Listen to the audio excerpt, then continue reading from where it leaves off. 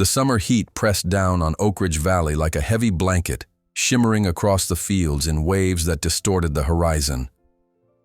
Samuel Morgan wiped the sweat from his brow with a weathered forearm, his eyes fixed on the magnificent beast that had brought him nothing but trouble since its arrival 3 weeks ago. The stallion, midnight black with a single white star on its forehead, paced nervously along the fence line, muscles rippling beneath its gleaming coat. "Easy now, Tempest," Samuel muttered, though he knew the horse wasn't listening. It never did. The stallion tossed its head, nostrils flaring, those dark eyes reflecting a wildness that seemed impossible to tame. Samuel had raised horses all his life, had broken the most stubborn of colts, yet this one challenged everything he thought he knew. His pride was taking a beating, and so was his body. The bruises on his ribs from yesterday's attempt to saddle the beast still ached with each breath. "You've met your match with that one, Samuel," came a voice from behind him. Samuel turned to see his neighbor, Walter Green, leaning against the gate, his face creased with amusement. The older man had been farming the adjacent property for 40 years and rarely missed an opportunity to offer unsolicited advice. "He just needs time," Samuel insisted, though the conviction in his voice had worn thin. "He comes from champion bloodlines. The auction house assured me." "Bloodlines don't mean a thing if the spirit won't bend," Walter interrupted, nodding toward Tempest. "That horse has the devil in him. Seen it before. Some creatures aren't meant to be tamed." Samuel frowned. He'd spent a small fortune on Tempest, investing his hopes for the farm's future in the stallion's pedigree. With the drought squeezing farmers throughout the county and feed prices soaring, he'd gambled that breeding Tempest with the local mares would provide the income they desperately needed. But a breeding stallion that couldn't be handled was worthless. "I'll break him," Samuel said firmly, more to convince himself than Walter. "Just need the right approach." Walter shook his head. "Heard Hank Wilson is looking for a horse. Might be time to cut your losses." After Walter left, Samuel approached the fence again, studying Tempest with a mixture of frustration and admiration.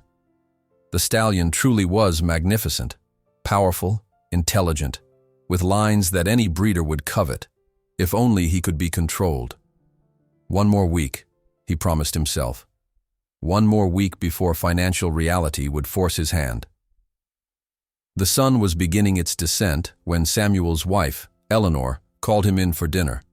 Their modest farmhouse, with its peeling white paint and wraparound porch, had stood for 3 generations of Morgans. Samuel had been born in the upstairs bedroom, as had his father before him. The thought of losing it to the bank kept him awake most nights. "Any progress?" Eleanor asked as she set a plate of chicken and potatoes before him. Her brown hair was tied back in a practical bun, her hands rough from years of farm work, but her eyes still held the warmth that had captured his heart 20 years ago. "Not yet," Samuel admitted, the weight of failure settling on his shoulders. "But I'm not giving up." Their 16-year-old daughter, Lily, rolled her eyes from across the table. "Everyone in town's talking about it, Dad. They're saying you got swindled." "Lily," Eleanor said sharply, but Samuel raised a hand. "It's all right. They might be right." He sighed, pushing the food around his plate. "I've tried everything. Gentle approaches, firm handling. I've had Jim Carter come out, even that horse whisperer from Greenfield." He shook his head. "Nothing works. Tempest just won't accept a rider. Won't even let me lead him properly without fighting." Eleanor reached across the table, squeezing his hand. "Something will work out. It always does." But Samuel wasn't so sure. The farm was hanging by a thread, and his gamble on Tempest was looking more foolish by the day. Later that evening, as dusk painted the sky in shades of pink and purple, Samuel stood by the corral, watching Tempest move with fluid grace around the enclosure. He'd tried again that afternoon, approaching slowly with a halter, speaking in soothing tones. The result had been the same. The stallion had reared, striking out with deadly precision. If Samuel had been a second slower, those hooves would have connected with his skull. "You're going to be the end of me," he murmured to the horse, who regarded him with those unfathomable dark eyes. A movement at the edge of the property caught his attention. A slight figure was walking up the dirt road that led to the farm, silhouetted against the setting sun. As the person drew closer, Samuel recognized Daniel Harper, a boy from town who sometimes did odd jobs for neighboring farms. Daniel was small for his 14 years, with a mop of unruly brown hair and clothes that always seemed a size too big. His mother had died when he was young, and his father, once the town's respected doctor, had fallen into alcoholism after her passing. The boy had been left largely to fend for himself, taking whatever work he could find to put food on the table. "Evening, Mr. Morgan," Daniel called, stopping a respectful distance away. "Mrs. Finch said you might need some help with chores, said your ribs were giving you trouble." Samuel grimaced. News traveled fast in small towns. "I'm fine, but there's always work to be done if you're looking." He gestured toward the barn. "Stalls need mucking, and the feed bins need refilling." Daniel nodded, but his attention had already shifted to Tempest. The boy's eyes widened as he took in the stallion's powerful form. "That's him, isn't it?" he asked, his voice hushed with awe. "The horse no one can ride." Samuel sighed. "Word's gotten around, I see." "Everyone's talking about it," Daniel confirmed, stepping closer to the fence. "They say he nearly killed Jim Carter." "That's an exaggeration," Samuel replied, though Carter had indeed limped away with a sprained ankle and wounded pride. "But he's certainly not making friends." Tempest had noticed the newcomer and trotted closer, ears forward in curiosity. Samuel tensed, ready to pull Daniel back if necessary, but the stallion merely stood at the fence, regarding the boy with unusual interest. "He's beautiful," Daniel breathed. "Beautiful and dangerous," Samuel warned. "Don't get too close. He's unpredictable." But something strange was happening. Tempest, who normally paced anxiously when anyone approached his corral, stood perfectly still, his eyes fixed on Daniel. The boy, seemingly oblivious to any danger, extended his hand slowly toward the fence. "Daniel," Samuel said sharply, "step back." The boy hesitated, then withdrew his hand, though his gaze remained locked with the horses. "Sorry, Mr. Morgan. It's just, he doesn't seem scared or angry. Not right now."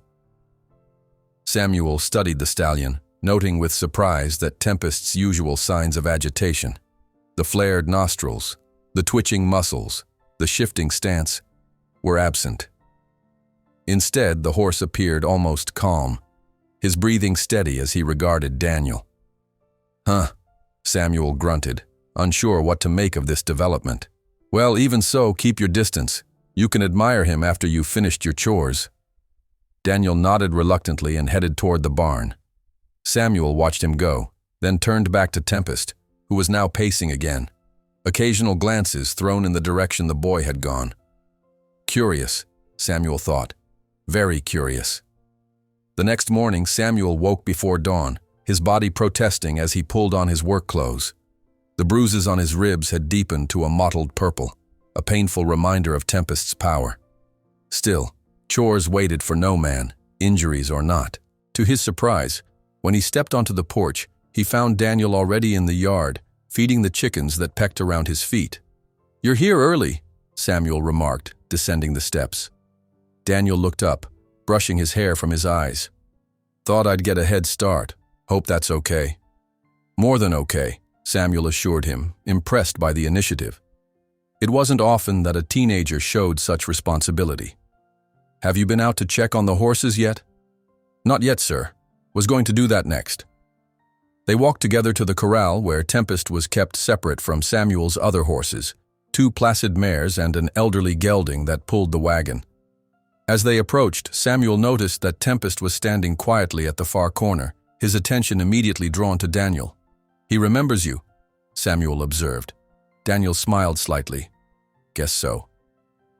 There was something in the boy's manner, a quiet confidence that seemed at odds with his usual reserved demeanor. Samuel had known Daniel for years, had seen him around town doing jobs for various people, always polite, but never particularly noteworthy. Yet there was something different about him this morning as he gazed at Tempest. "Have you worked with horses before, Daniel?" Samuel asked. The boy shrugged. "Some. mostly just feeding and grooming for folks who needed help. He paused, then added, "But I've always liked them. They make more sense to me than people sometimes." Samuel nodded, understanding the sentiment. "Well, let's get the other horses fed first. Tempest can wait." As they worked side by side, Samuel found himself impressed with Daniel's efficiency and knowledge. The boy moved around the animals with a natural ease, never making sudden movements or loud noises. The horses responded well to him, even old Samson, the gelding who usually nipped at strangers. When they finally returned to Tempest's corral, the stallion had moved to the fence nearest them, watching Daniel's every move. "He's really interested in you," Samuel remarked, puzzled by the uncharacteristic behavior. Daniel set down the feed bucket he was carrying and approached the fence slowly. "Maybe he's just curious because I'm new." "Maybe," Samuel agreed, though he doubted it. Tempest had seen plenty of new people since arriving at the farm, vets, farriers, would-be trainers, and had shown nothing but contempt for all of them. With cautious steps, Daniel moved closer to the fence. Tempest remained still, ears forward, dark eyes fixed on the boy. When Daniel was just a foot from the fence, he stopped, not reaching out, simply standing there. For several long moments, boy and horse regarded each other in silence. Then, to Samuel's astonishment, Tempest lowered his proud head slightly and blew softly through his nostrils. A gesture of greeting, not aggression. "Well, I'll be damned," Samuel murmured. Daniel glanced back at him, a small smile playing at his lips. "I think he just wants someone to understand him." "And you think you do?"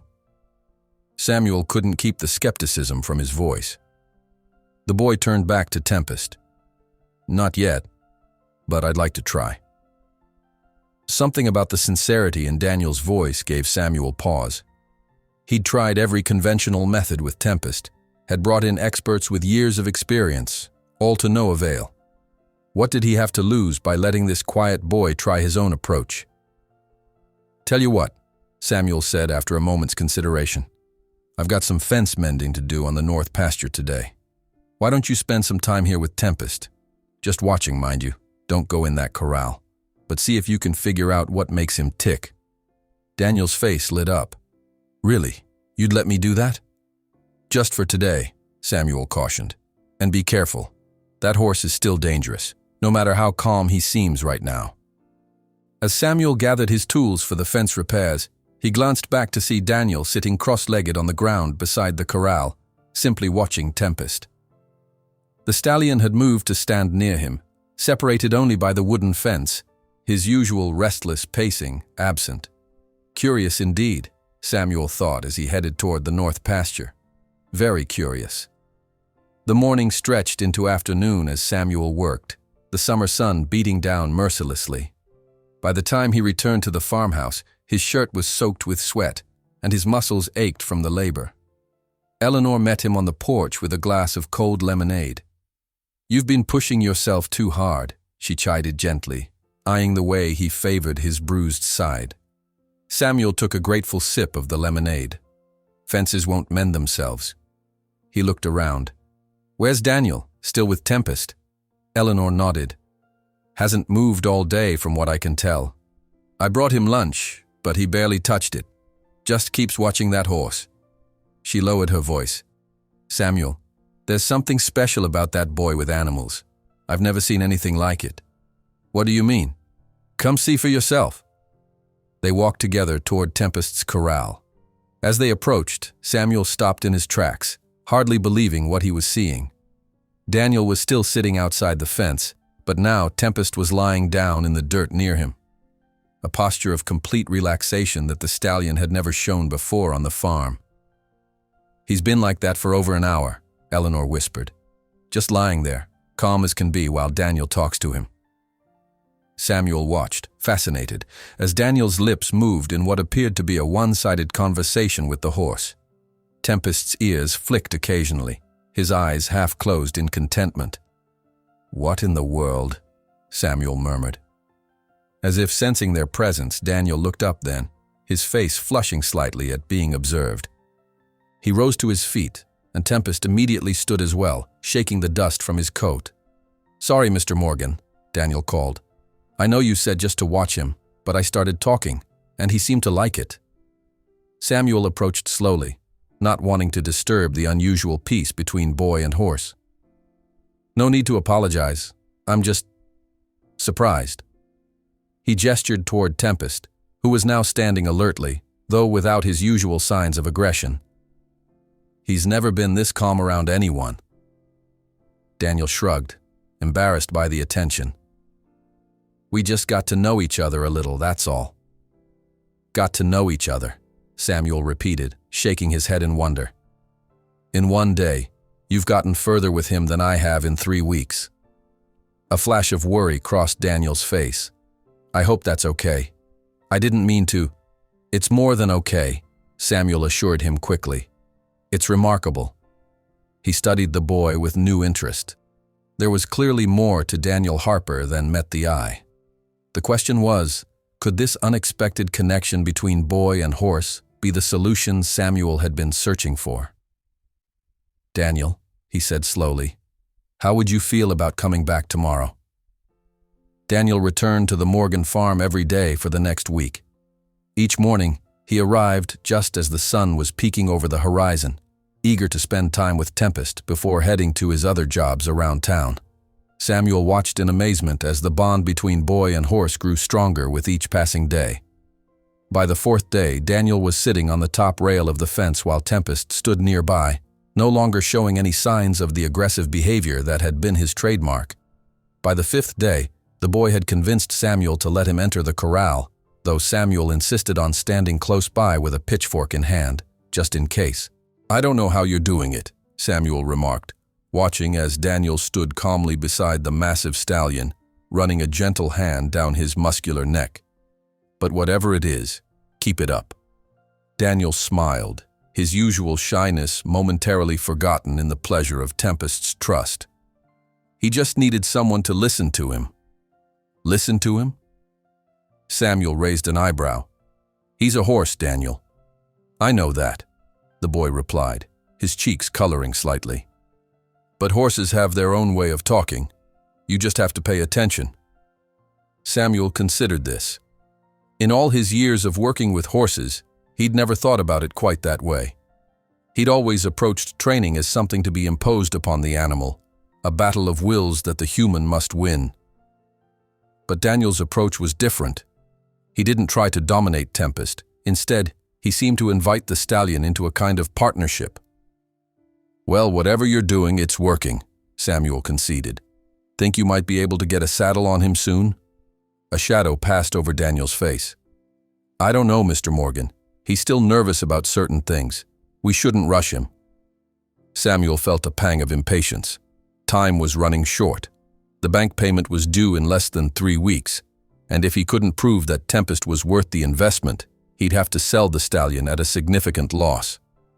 "I understand caution, Daniel, but we can't wait forever. A horse needs to earn his keep on a farm, especially one as expensive as Tempest." Daniel nodded, though his expression remained troubled. "I'll try, Mr. Morgan, just not today. He's not ready." Samuel sighed but didn't push the issue. The progress they'd made was already more than he'd dared hope for. He could afford to be patient a little longer. As Daniel continued his daily visits, the changes in Tempest became even more pronounced. The stallion, once wild-eyed and constantly pacing, now greeted the boy with soft nickering sounds, his ears forward in pleased recognition. Daniel had begun grooming him, first with just his hands, then with a soft brush, talking to him all the while in that quiet, steady voice. Word spread through Oak Ridge Valley about the remarkable transformation. Neighbors who had laughed at Samuel's expensive mistake now drove by slowly, hoping to catch a glimpse of the boy who could tame the untamable stallion. Some even offered to pay Daniel to work with their own difficult horses, but the boy politely declined, saying he wanted to focus on Tempest for now. On the 10th day, Samuel arrived at the corral to find Daniel holding a lead rope, preparing to guide Tempest around the enclosure. "You think he's ready for that?" Samuel asked, leaning against the fence. Daniel nodded, confidence evident in his stance. We've been practicing. He doesn't mind the rope now. Sure enough, when Daniel clipped the lead to Tempest's halter, the stallion showed no resistance. He followed the boy willingly, matching his pace, stopping when Daniel stopped, turning when guided by the gentlest pressure on the rope. Incredible, Samuel murmured, watching the fluid communication between them. I've never seen anything like it. After the lesson, as Daniel was removing the halter, Samuel broached the subject that had been on his mind. Daniel, I'd like to make you an offer, a job of sorts. He hesitated, then continued. I need Tempest ready to be a breeding stallion by the end of the month. That means he needs to be manageable, able to be led in and out of his stall, comfortable with different handlers. He paused. I'll pay you, of course. Daniel looked up, surprise evident on his face. Pay me? But I'm just helping out. What you're doing is worth far more than just helping out, Samuel insisted. You've accomplished in days what professionals couldn't do in weeks. That's worth something. The boy seemed to consider this, his eyes drifting back to Tempest, who was watching him intently. I don't know, Mr. Morgan. I'm not a professional trainer. No, you're better, Samuel said firmly. At least with Tempest. And right now, that's what I need. He named a figure that made Daniel's eyes widen. It was more than the boy typically earned in a month of odd jobs around town. That's too much, Daniel protested. It's less than I'd have paid a professional trainer, and they couldn't have done what you've done. Samuel extended his hand. Do we have a deal? After a moment's hesitation, Daniel shook it. Deal. But I can't promise miracles, Mr. Morgan. Horses have their own timeline. I understand. Just do your best. As they finalized the arrangement, neither noticed Lily watching from the shade of a nearby tree, her expression thoughtful as she observed the interaction between her father, Daniel, and the horse that had caused so much trouble. The next afternoon, as Daniel was guiding Tempest around the corral on the lead rope, Lily approached the fence. She'd been keeping her distance from Tempest since his arrival, having witnessed his violent reactions to everyone who tried to handle him. He's really different with you, she remarked, leaning on the top rail. Daniel glanced up, momentarily flustered by her presence. Lily Morgan was pretty in a practical, farm girl way, with sun-streaked hair pulled back in a ponytail and freckles scattered across her nose. They went to the same school, though they rarely spoke there. Lily was popular and outgoing, while Daniel preferred to keep to himself. He just needed someone to understand him, Daniel replied, echoing what he'd told her father. Lily watched as Tempest followed Daniel's every movement, alert but relaxed. And you understand him? Daniel shrugged, embarrassed. I try to, at least. Well, it's impressive, she said, genuine admiration in her voice. Dad says you're a natural. Daniel felt his cheeks warm at the praise. Your dad knows a lot more about horses than I do. Maybe, Lily conceded. But he couldn't get through to Tempest, and you did. She hesitated, then asked, How did you learn to be so good with animals? Daniel was quiet for a moment, focusing on guiding Tempest through a turn. When he spoke, his voice was soft but clear. My mom taught me. Before she died, she used to say that animals speak their own language. And if you want them to listen to you, you have to learn to listen to them first. Lily's expression softened. Your mom sounds like she was very wise. She was, Daniel agreed, a wistful smile touching his lips. She was a veterinarian, used to take me on her rounds sometimes when I was little. I'd watch her with the animals, the way she'd get down on their level, the way she'd talk to them, not at them. He patted Tempest's neck gently. I guess I learned from her example. That's really special, Daniel. Lily's voice held no pity, only understanding, which Daniel appreciated. He'd had enough of people's pity over the years to last a lifetime. They fell into a companionable silence as Daniel continued working with Tempest, gradually increasing the complexity of their movements, asking the stallion to stop and start, to back up, to walk in circles. Through it all, Tempest remained attentive and willing, a far cry from the dangerous animal he'd been just days earlier. As the sun began to dip toward the horizon, Daniel led Tempest back to the center of the corral and removed the lead rope. Instead of moving away, the stallion stayed close, lowering his head to nudge Daniel's chest gently. "He really likes you," Lily observed. Daniel smiled, stroking Tempest's forehead. The feeling's mutual. When Daniel returned home that evening, the small house was dark and quiet. His father's truck was missing from the driveway, probably at O'Malley's Tavern, where he spent most evenings nowadays. Daniel tried not to feel the familiar pang of disappointment as he unlocked the door and stepped into the silence. The kitchen was exactly as he'd left it that morning. Dishes in the sink, a half-empty box of cereal on the counter. He sighed, setting down his backpack and rolling up his sleeves. If he didn't clean up, no one would. As he washed the dishes, his mind drifted back to Tempest. The stallion's progress was remarkable, but Daniel worried about Samuel's timeline. Breeding season would begin soon, and while Tempest was now accepting a lead rope and basic handling, he still showed signs of anxiety when anyone other than Daniel approached him, and they hadn't even attempted to introduce a saddle yet. Daniel dried his hands and prepared a simple dinner of canned soup and bread. As he ate alone at the kitchen table, he thought about what Lily had said, that he understood Tempest in a way others couldn't. It was true, in a sense.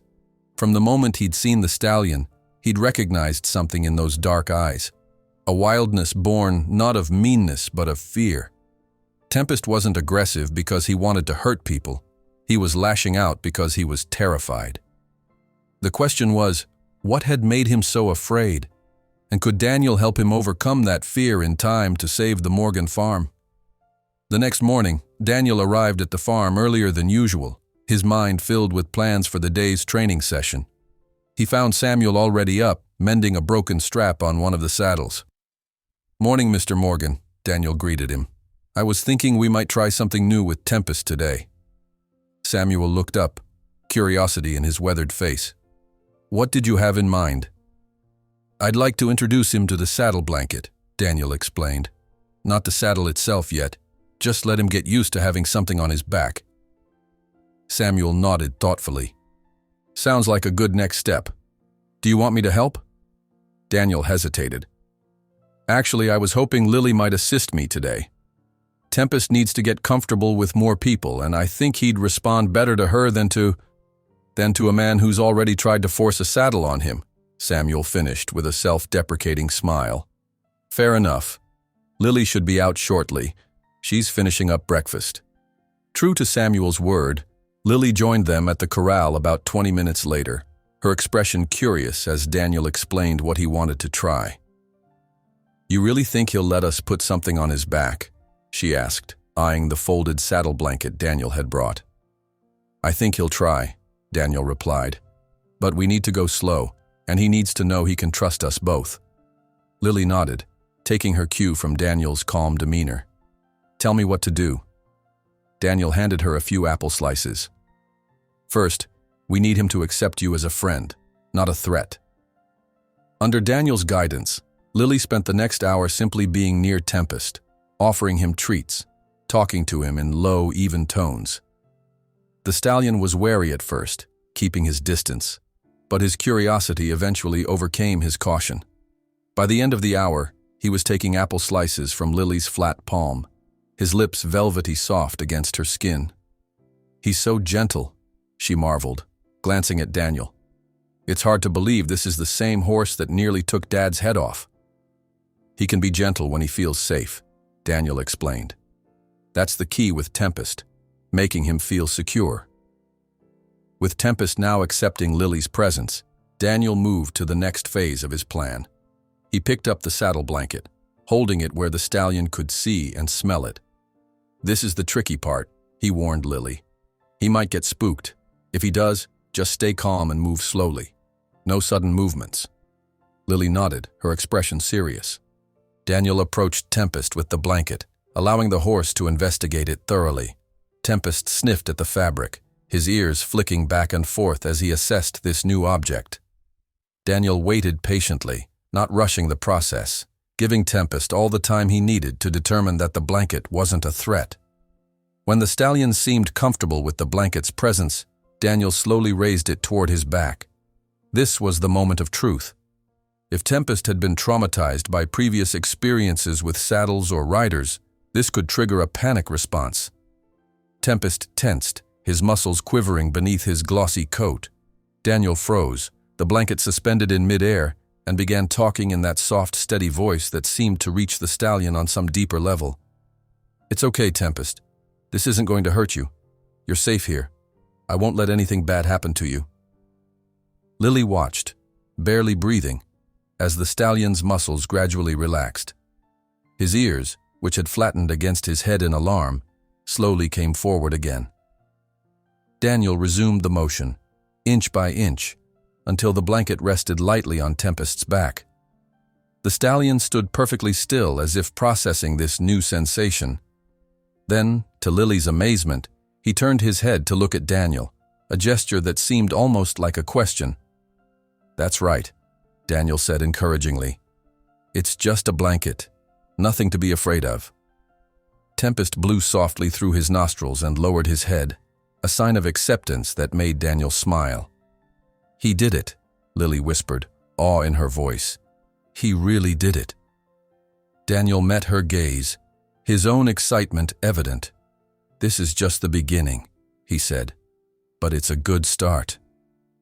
As they continued working with Tempest that morning, neither Daniel nor Lily noticed the truck that drove slowly past the farm, or the man inside who watched their interaction with the stallion with narrowed eyes before driving away. Over the next several days, Daniel and Lily worked together with Tempest, gradually increasing the time the blanket spent on his back, then introducing a light saddle.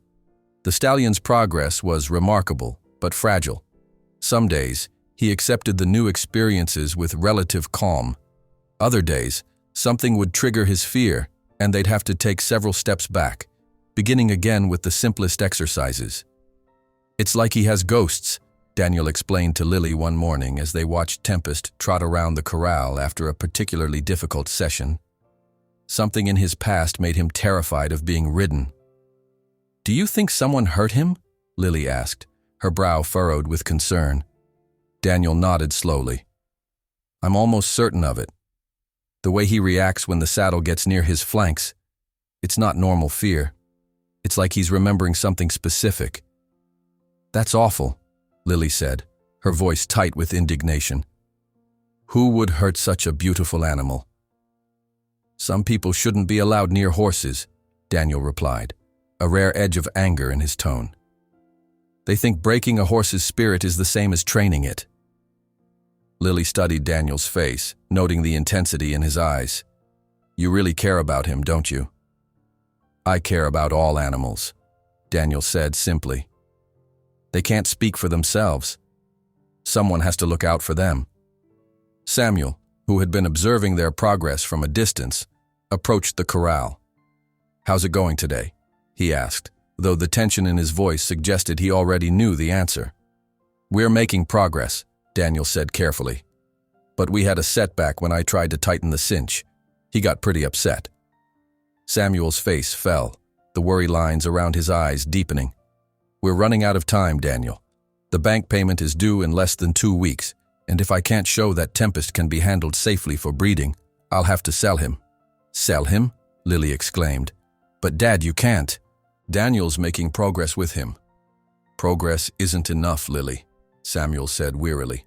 "I need results. The whole farm is riding on this." Daniel felt the weight of responsibility settle heavily on his shoulders. He knew how much was at stake for the Morgan family. The drought had hit all the local farmers hard, and feed prices were at an all-time high. Without the income that a breeding stallion like Tempest could provide, the Morgans might lose everything. "I'll work with him more," Daniel promised. "We'll try again this afternoon, and I'll come earlier tomorrow." Samuel sighed, clapping a hand on Daniel's shoulder. "I know you're doing your best, son, and what you've accomplished already is nothing short of miraculous. I just hope it's enough." As Samuel walked away, Lily turned to Daniel, her expression troubled. "Is there anything else we can try? Maybe some special technique or something?" Daniel thought for a moment, watching Tempest as he grazed peacefully at the far end of the corral. Actually, there might be. My mom used to use this method with horses that had been traumatized. It's sort of like retraining their fear response, but it takes time and a lot of patience. We have to try, Lily insisted. I've never seen Dad this worried. Daniel nodded, his resolve strengthening. Okay, I'll need some different equipment though, and maybe an extra pair of hands. I'm in, Lily said immediately. Just tell me what you need. For the rest of the day, they worked together, gathering supplies and setting up a training area in a quieter part of the property, away from the distractions of the main farmyard. Daniel explained the technique to Lily, a careful, systematic approach to desensitizing Tempest to the saddle, using positive reinforcement and gradually increasing exposure. As the sun began to set, casting long shadows across the farm, Daniel reluctantly packed up his things. I should get home, he said, though there was little enthusiasm in his voice. You don't sound too excited about that, Lily observed, walking with him toward the main road. Daniel shrugged, kicking at a stone in his path. It's just empty, I guess. Dad's hardly ever there, and when he is, he trailed off, not wanting to say more. Lily was quiet for a moment, then asked gently, Is that why you're always here so early and stay so late? Daniel looked away, embarrassed by her perception. Partly. I like it here. It feels, I don't know, normal. Well, you're always welcome, Lily said, her voice warm. Mom's been saying we should have you stay for dinner one of these nights. I'd like that, Daniel replied, a small smile breaking through his usual reserve. As they reached the end of the driveway, a truck approached, slowing as it neared them. Daniel recognized it immediately, his father's old blue Ford, the paint peeling and the muffler rattling. His stomach tightened with apprehension. The truck pulled to a stop, and James Harper leaned out the window. He was once a handsome man, but years of drinking had left their mark. His face was puffy, his eyes bloodshot, his once neat appearance now perpetually disheveled. There you are, he said to Daniel, his words slightly slurred. Been looking for you. Hi, Dad, Daniel said quietly, conscious of Lily standing beside him. I was just heading home. James's gaze shifted to Lily, then back to his son. Well, get in then. No need to walk when I've got the truck. Daniel hesitated, torn between embarrassment at his father's condition and the practical reality that the walk home was long and the evening was growing dark. Go ahead, Lily urged him. I'll see you tomorrow. With a reluctant nod, Daniel climbed into the passenger seat of the truck, the familiar smell of alcohol and stale cigarettes washing over him. See you tomorrow, he called to Lily as his father put the truck in gear and pulled away. They drove in silence for several minutes, the tension between them thick enough to cut with a knife. Finally, James spoke, his voice gruff. Heard you've been spending a lot of time at the Morgan place. I'm helping with one of their horses, Daniel replied cautiously. James snorted. Helping, huh? And what are they paying you for this help? Daniel shifted uncomfortably. Mr. Morgan is paying me to train the stallion. How much? Daniel named the figure, immediately regretting his honesty when he saw the gleam of interest in his father's eyes. That's good money, James said, a note of surprise in his voice. When do you get paid? When the job is done, Daniel lied, not wanting to admit that Samuel had already given him half the agreed amount as an advance. That money was hidden in a sock at the back of his dresser drawer, earmarked for school supplies and new shoes. James grunted, seeming to lose interest. They lapsed back into silence until they reached their small house on the edge of town. The house had once been charming, a cozy two-bedroom cottage with a front porch and flower boxes. Daniel's mother had kept it immaculate, the garden bursting with color, the windows sparkling clean. Now the paint was peeling, the porch sagged in one corner, and weeds had overtaken what was once a lawn. It was a physical manifestation of how much their lives had deteriorated since her death. Inside was no better. James immediately headed for the refrigerator, pulling out a beer before collapsing onto the sagging couch in the living room. Daniel slipped past him to the kitchen, surveying the mess with a weary eye. Dishes were piled in the sink, takeout containers littered the counter, and the trash needed to be taken out. With a sigh, he rolled up his sleeves and got to work. By the time he'd cleaned the kitchen and made himself a sandwich for dinner, his father was snoring on the couch, the TV blaring an old Western movie that no one was watching. Daniel turned off the TV and covered his father with the throw blanket from the back of the couch. Despite everything, he couldn't help but feel a pang of sadness as he looked at the man who had once been his hero. Before his mother's illness, James Harper had been a respected doctor, known throughout the county for his skill and compassion. He'd taught Daniel to fish, to ride a bike, to identify constellations in the night sky. But when cancer took Maria Harper after a brutal 2-year battle, something broke inside James. He gave up his practice, turned to the bottle, and retreated into a shell of bitterness and grief. Daniel, only 10 years old at the time, had been left to navigate not only his own loss but also the effective loss of his father. Now at 14, he'd become the de facto adult in the household, cooking what meals he could manage, cleaning when the mess became unbearable, even paying bills when his father forgot, using money he earned from odd jobs around town. Daniel retreated to his bedroom, closing the door softly behind him. The room was small but neat, the one space in the house he could control. Photos of his mother lined the dresser, her smile frozen in time. Beside them stood several worn books on animal behavior and horse training, borrowed from the town library and read cover to cover multiple times. He pulled out his notebook and began writing down observations from the day's session with Tempest, along with ideas for tomorrow's training. This had become his nightly ritual, a way to process what he'd learned and plan his next steps. As he wrote, his mind wandered to Lily's invitation to dinner. The thought of a normal family meal, with conversation and laughter around a table, made his chest ache with longing. Pushing aside the melancholy, Daniel focused on the task at hand. Tempest needed him, and now the Morgan family did too.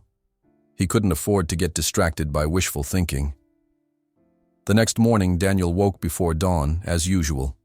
He slipped out of the house quietly, leaving a note for his father explaining where he'd gone, though he doubted James would notice his absence. The morning air was cool against his face as he walked the familiar route to the Morgan farm, his mind already on the day ahead. As he approached the property, Daniel was surprised to see a sleek black car parked in the driveway, a stark contrast to the practical trucks and tractors that usually occupied the space. He slowed his pace, curiosity mingling with an inexplicable sense of unease. When he reached the farmhouse, he found Samuel on the porch, deep in conversation with a well-dressed man Daniel didn't recognize. The stranger was tall and lean, with silver hair and an expensive-looking suit that seemed out of place in the rural setting. As Daniel drew closer, he caught snippets of their conversation. "Reconsidering my offer," the man was saying, his voice smooth and confident. "The price is more than fair considering the circumstances." Samuel's expression was stony. "Like I told you before, Mr. Harrington, the farm is not for sale." "Every man has his price, Morgan," the stranger, Harrington, replied with a thin smile. "And from what I hear, you're getting closer to yours by the day." Samuel's jaw tightened visibly. "I think it's time for you to leave." Harrington shrugged, his smile never wavering. "Have it your way. But my offer won't stay on the table forever." He turned to go, then paused as he noticed Daniel standing awkwardly at the bottom of the porch steps. Something flickered in his eyes, recognition perhaps, or calculation. "Good morning," Harrington said, his gaze sweeping over Daniel with unsettling intensity. "You must be the boy I've heard about.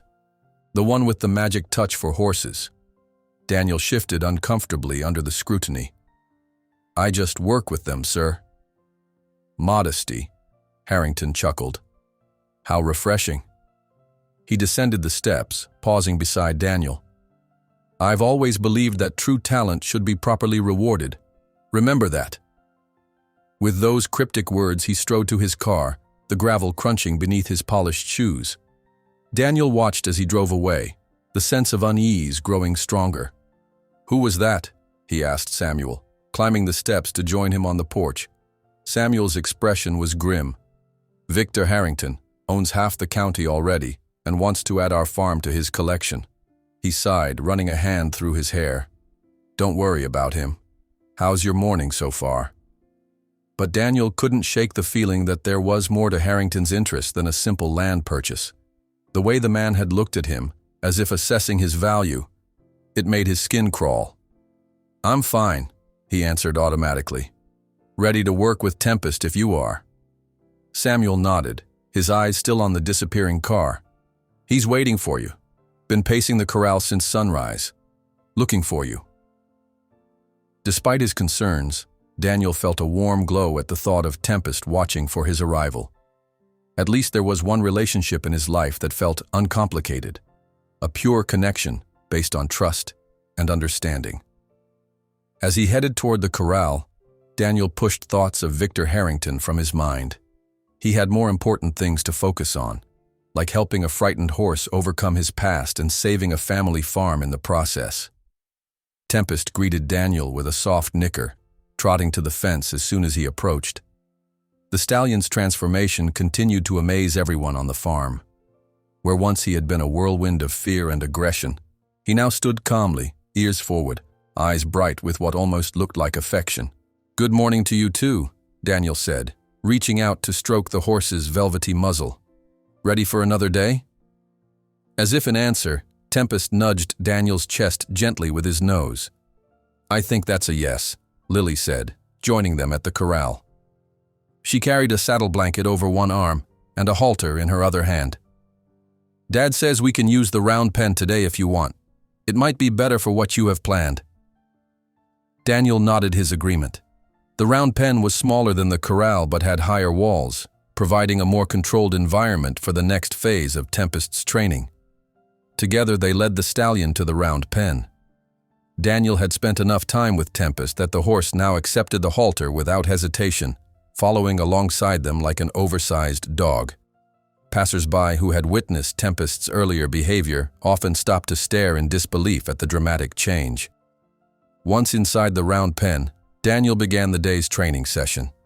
He'd developed a routine that Tempest seemed to respond to, starting with basic groundwork to establish focus and trust, then gradually introducing more challenging elements. "Today we're going to try something new," Daniel explained to Lily as he removed the halter. "I want to see if he'll accept weight on his back." Lily's eyes widened.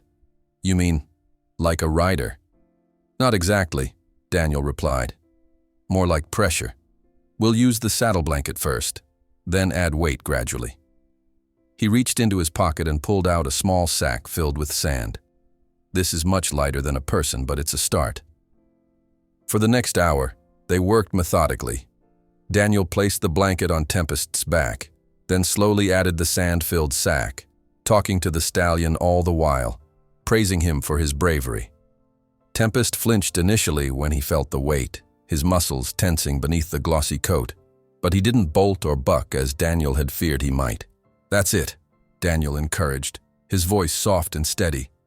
"You're doing great, Tempest. Nothing to be afraid of." By mid-morning, Tempest was accepting the weighted blanket without protest, even walking around the pen with it balanced on his back. Daniel exchanged a triumphant glance with Lily. "He's doing it," she whispered, as if afraid that speaking too loudly might break the spell. Daniel nodded, a smile spreading across his face. "One more step forward." Samuel joined them around noon, bringing sandwiches and lemonade. He watched from the fence as Daniel demonstrated Tempest's progress, his weathered face revealing both hope and lingering concern. "It's impressive," he acknowledged after they'd eaten. "But we're still a long way from having him accept a rider, let alone being manageable for breeding." "I know," Daniel admitted, "but each day gets us closer, and I think I understand better now what happened to him." Samuel raised an eyebrow. "Oh?"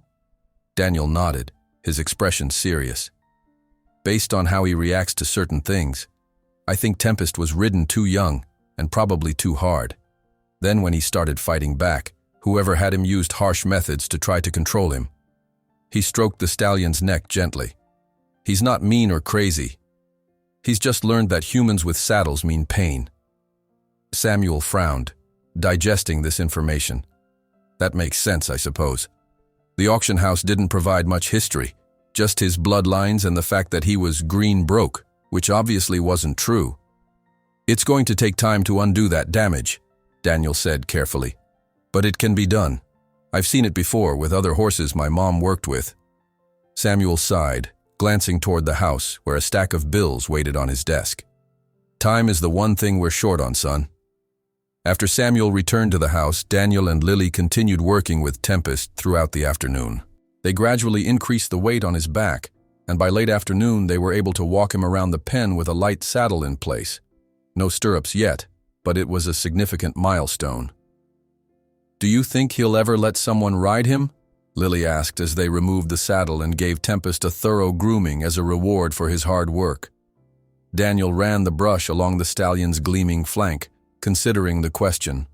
"I think so, eventually, but it has to be the right person, someone he trusts completely." He paused, then added quietly, "And even then, he might always be a bit reactive. Some scars don't fully heal."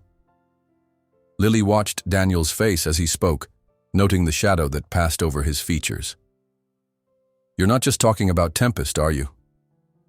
Daniel looked up, startled by her perception. For a moment he considered deflecting the question, falling back on his usual reserve. But something about Lily's open, empathetic expression made him answer honestly. "I guess not entirely," he admitted. "It's just, I understand what it's like to have your world turned upside down, to lose trust in things you once took for granted." "Because of your mom?" Lily asked gently. Daniel nodded, focusing on a particularly stubborn tangle in Tempest's mane to avoid meeting her eyes. "And my dad, after. He was different before she got sick. Everyone was." Lily was quiet for a moment, then said, "My grandfather was like that. After my grandmother died, he just changed. Mom says grief does strange things to people." "It does," Daniel agreed, grateful for her understanding. "But it's not an excuse for everything." He hadn't meant to say that last part aloud, and immediately regretted it when he saw the question in Lily's eyes. Before she could ask what he meant, a voice called from the farmhouse. "Lily, Daniel, dinner's ready." "That's Mom," Lily said, turning toward the house. "She insisted you stay for dinner tonight. Is that okay?" Daniel felt a flutter of both excitement and nervousness. "Sure, if it's not an imposition." "Don't be silly," Lily scoffed, smiling. "Mom's been cooking all afternoon. I think she made a pie and everything." They secured Tempest in his stall with fresh water and hay, then headed toward the house. As they walked, Daniel became acutely aware of his appearance. Dusty jeans, a worn t-shirt, work boots scuffed beyond repair. He ran a hand through his hair, trying to tame it into some semblance of order. Lily noticed his discomfort and nudged him with her elbow. "Relax, it's just dinner, not a presidential visit." Daniel managed a small smile. "Sorry, I don't do this much. Dinner with, families." Lily's expression softened. "Well, you should. Mom's been saying for weeks that you work too hard and don't eat enough." The farmhouse kitchen was warm and inviting, filled with the aroma of home cooking. Eleanor Morgan greeted them with a smile, wiping her hands on an apron tied around her waist. "There you are. Wash up, both of you, and take a seat. Everything's nearly ready." Daniel did as instructed, trying not to feel overwhelmed by the unfamiliar domestic scene. Samuel was already seated at the head of the table, reading glasses perched on his nose as he studied a farming magazine. He looked up as Daniel entered, offering a nod of greeting. "Daniel, good timing. Eleanor's made her famous pot roast tonight." Dinner was unlike anything Daniel had experienced in years. The food was delicious, but it was the atmosphere that truly struck him. The easy conversation, the gentle teasing between family members, the simple ritual of sharing a meal together. He found himself relaxing as the meal progressed, even contributing to the conversation when Samuel asked about his ideas for the next stage of Tempest's training. "I think we need to start getting him used to different people," Daniel explained, warming to the topic. "Right now, he trusts me, and he's starting to trust Lily. But for him to be a breeding stallion, he'll need to accept handling from whoever's managing the breeding program." Samuel nodded thoughtfully. "Makes sense. Any suggestions on how to start that process?" As Daniel outlined his approach, he noticed Eleanor and Lily exchanging a look across the table. Something almost like approval. The realization made him simultaneously pleased and uncomfortable, as if he'd inadvertently stepped into a role that wasn't his to claim. After dinner, as Lily and Eleanor cleared the plates, Samuel invited Daniel to join him on the porch. The evening was pleasant, with a gentle breeze carrying the scent of hay and distant rain. They sat in matching rocking chairs, the wood creaking softly beneath them. "I wanted to thank you, Daniel," Samuel said after a comfortable silence. "Not just for your work with Tempest, though that's been remarkable, but for being a good influence on Lily too." Daniel blinked in surprise. "Me? A good influence?" Samuel smiled. "She's always been a good kid, but lately she's been more focused, more serious about her responsibilities around the farm. I think seeing your work ethic has inspired her." "Oh," Daniel said, unsure how to respond to such unexpected praise. "She's been a huge help with Tempest. I couldn't have made this much progress without her." "That's exactly what I mean," Samuel replied. "You two make a good team." Before Daniel could process that statement, the sound of an approaching vehicle drew their attention. A familiar blue truck came into view, weaving slightly as it made its way up the driveway. Daniel's stomach dropped. "That's my dad," he said, rising quickly from the chair. "I should go." Samuel stood as well, his expression concerned as he observed the erratic driving. "Is he—" "He's fine," Daniel said automatically, the lie bitter on his tongue. "Probably just tired. Thank you for dinner, Mr. Morgan. It was really nice." Samuel looked like he wanted to say more, but he simply nodded. "Anytime, son. You're always welcome here." Daniel hurried down the porch steps as the truck came to an uneven stop. His father leaned out the window, his face flushed, eyes unfocused. "Get in," James Harper called, his words slurring together. "Time to go home." Daniel hesitated, acutely aware of Samuel watching from the porch, and likely Lily and Eleanor from inside the house. Shame burned through him, hot and familiar. "I can walk, Dad," he said quietly. "It's not far." "I said get in the truck," his father repeated, louder this time, a note of anger creeping into his voice. Knowing that arguing would only make things worse, Daniel reluctantly climbed into the passenger seat. The interior of the truck reeked of alcohol and stale cigarettes, a jarring contrast to the clean, comfortable home he'd just left. As they pulled away, Daniel caught a glimpse of Lily in the doorway, her expression troubled. He raised a hand in farewell, then faced forward, steeling himself for whatever awaited him at home. The drive was tense, filled with his father's mumbled complaints about being called to pick up his son, like some damn chauffeur. Daniel kept his responses minimal, focusing on the road ahead and hoping they'd make it home without incident. When they finally reached their house, James stumbled from the truck, nearly falling before catching himself on the hood. Daniel moved to help him, but his father waved him off irritably. "I don't need your help," he snapped. "Think you're so special now, working with fancy horses, having dinner with the Morgans. Getting too big for your britches. That's what you're doing." Daniel said nothing, having learned long ago that engaging only prolonged these outbursts.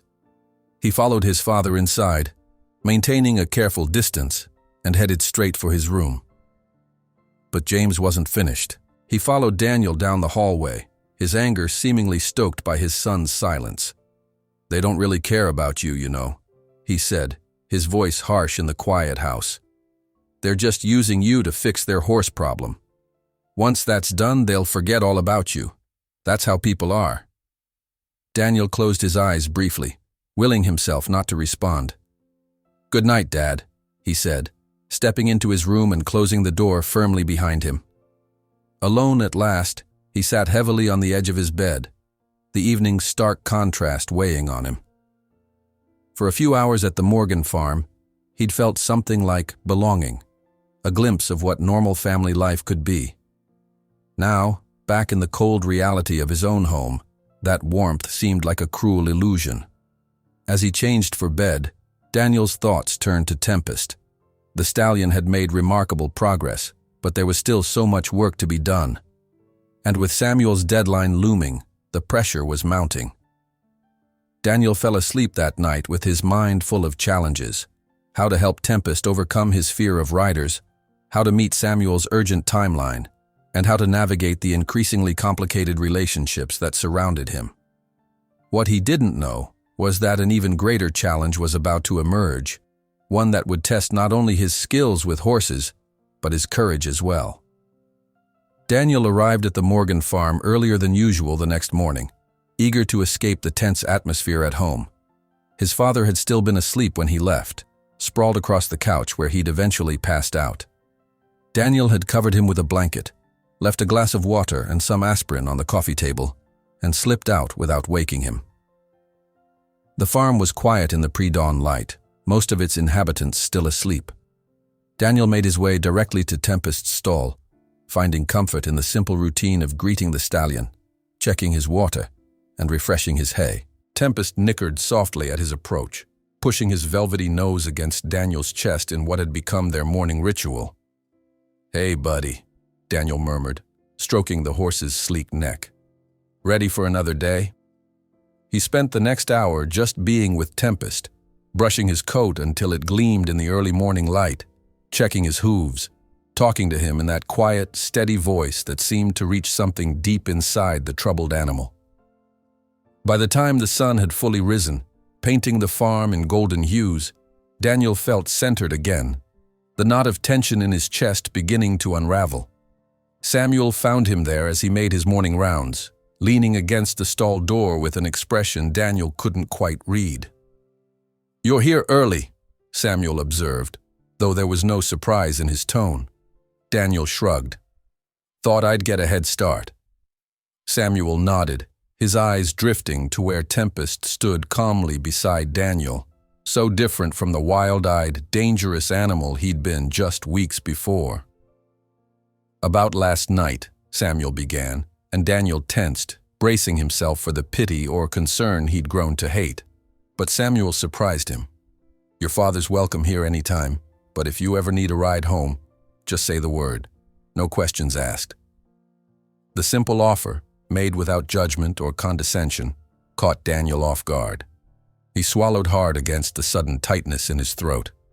"Thanks, Mr. Morgan," he managed, focusing intently on a spot of dried mud on Tempest's flank. Samuel seemed to understand Daniel's need to change the subject. "So, what's on the agenda for Tempest today?" Grateful for the shift, Daniel outlined his plans, continuing with the saddle work they'd begun, perhaps introducing the weight of stirrups, and beginning to get Tempest accustomed to more people being around him. "Good plan," Samuel approved. "I was thinking we might bring Walter over today, if you're open to it. He's got a good way with horses, and he's helped me with breeding stock before." Daniel considered this. Walter Green was gruff, but knowledgeable, and if Tempest was going to function as a breeding stallion, he would need to accept handling from experienced horsemen. "That makes sense," he agreed. "Maybe late morning after we've had some time to work with him first?" Samuel nodded. "I'll give him a call after breakfast. Speaking of which, Eleanor's got pancakes going. There's plenty if you're hungry." The invitation was casual, but Daniel recognized it for what it was, an extension of the same welcoming atmosphere he'd experienced at dinner the night before. Part of him wanted to decline, to maintain the professional boundary between them, but his stomach growled at the thought of Eleanor's cooking. "That sounds great," he said. "Let me just finish up here." Breakfast at the Morgan household was a lively affair. Lily, bleary-eyed but smiling, teased her father about his third helping of pancakes. Eleanor moved efficiently around the kitchen, somehow managing to keep everyone's coffee cup full while joining in the conversation. Daniel, seated at the big oak table, felt that same sense of belonging he'd experienced the previous evening. A dangerous feeling, he reminded himself, given that his time here was temporary. After breakfast, Lily joined Daniel at the round pen for Tempest's morning training session. The stallion had made remarkable progress with the saddle, now accepting it without protest, though he still tensed when the girth was tightened. Today, they would attach the stirrups and see how he reacted to their movement. "Do you think he'll be okay with this?" Lily asked as they prepared the equipment. Daniel considered the question seriously. "I think so, but we'll go slow. The key is to introduce each new element gradually, so he doesn't get overwhelmed." They worked methodically, first allowing Tempest to sniff and investigate the stirrups while they were detached from the saddle, then attaching just one and letting him get used to the sight of it hanging down. The stallion was wary but not panicked, his trust in Daniel evident in the way he allowed the boy to touch him, guide him, reassure him through each new experience. By mid-morning, Tempest was walking calmly around the round pen with both stirrups in place, occasionally glancing at them but showing no signs of distress. Daniel exchanged a triumphant smile with Lily. "He's doing it," she said, her voice hushed with excitement. "Daniel, this is amazing." Before Daniel could respond, a truck pulled into the driveway, Walter Green's faded red pickup. The older farmer climbed out slowly, adjusting his worn cowboy hat as he surveyed the scene before him. "Heard you're working miracles with that devil horse," Walter called as he approached the round pen. "Thought I'd see for myself." Daniel felt Tempest tense beside him at the sound of the unfamiliar voice. He placed a steadying hand on the stallion's neck, speaking softly to him. "It's okay, Tempest. Walter's a friend. Nothing to worry about." Walter stopped a respectful distance from the fence, his experienced eyes taking in the stallion's body language. "He's still jumpy," he observed. "He's cautious around new people," Daniel corrected gently. "But he's come a long way." Walter harumphed, clearly skeptical. "Samuel says you think he was mistreated before." Daniel nodded. "Based on how he reacts to certain things, yes. Someone used harsh methods on him, probably when he was too young to handle it. Lot of fools out there think breaking a horse means breaking its spirit," Walter said, echoing Daniel's own thoughts on the matter.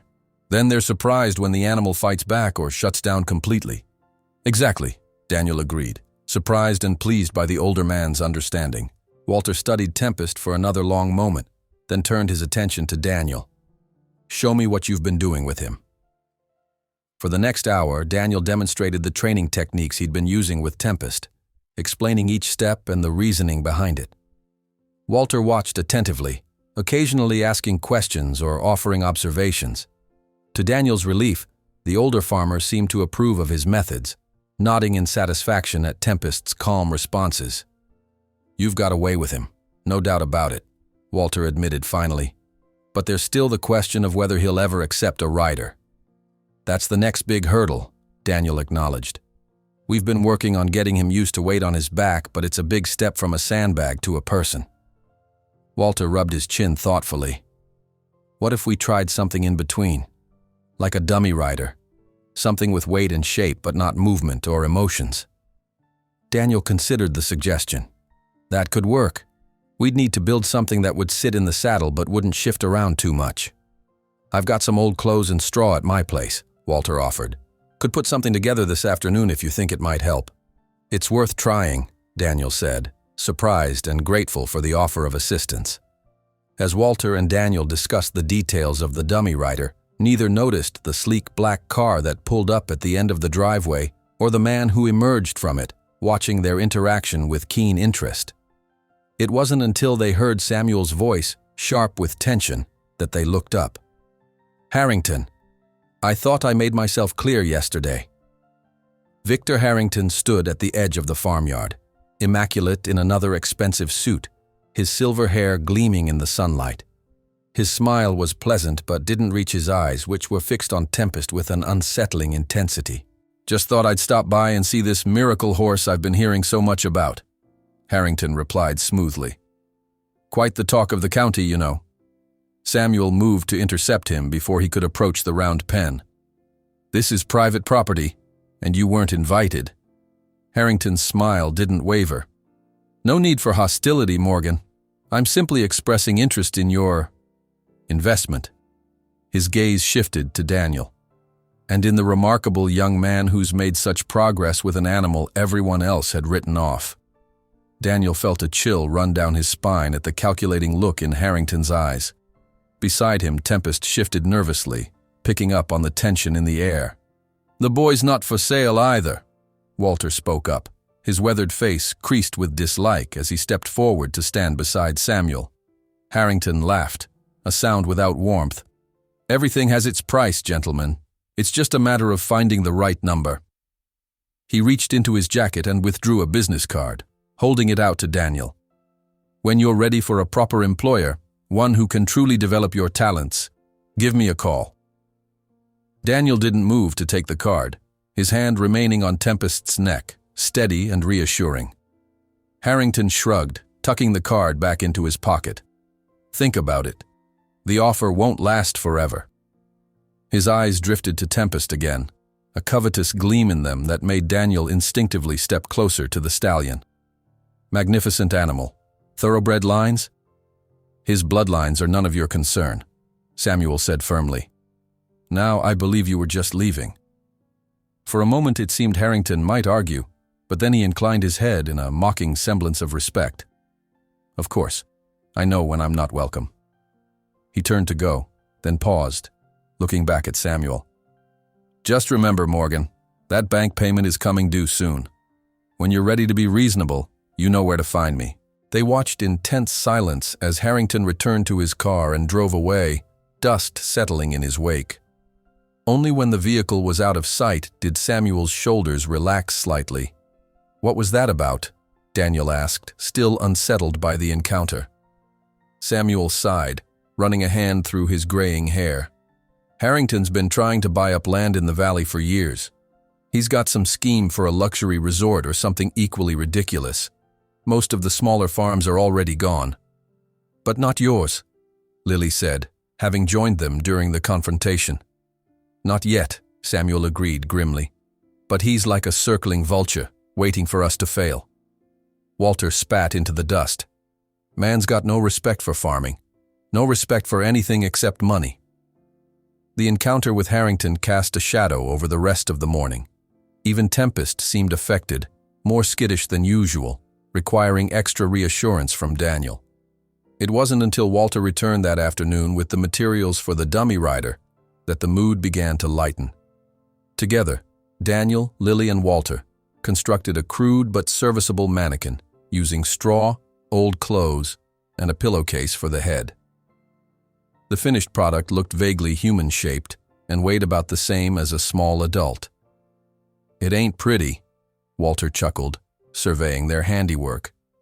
"But it might just do the trick." They introduced the dummy to Tempest gradually, first allowing him to sniff it while it lay on the ground, then holding it near him while Daniel stroked his neck and spoke soothingly. The stallion was suspicious but not terrified, which Daniel counted as a win. "We'll try putting it in the saddle tomorrow," he decided. He's had enough new experiences for one day.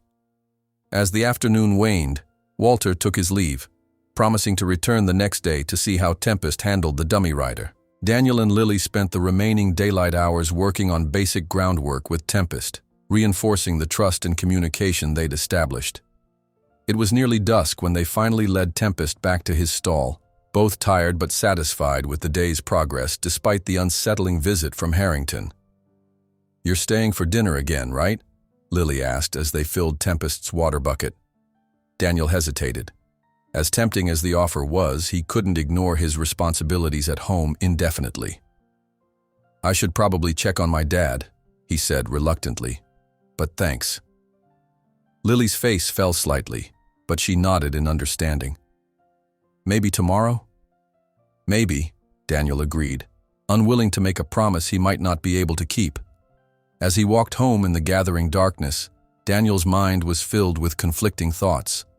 The progress with Tempest, the warmth of the Morgan family, Walter's unexpected support, all of these were positive developments.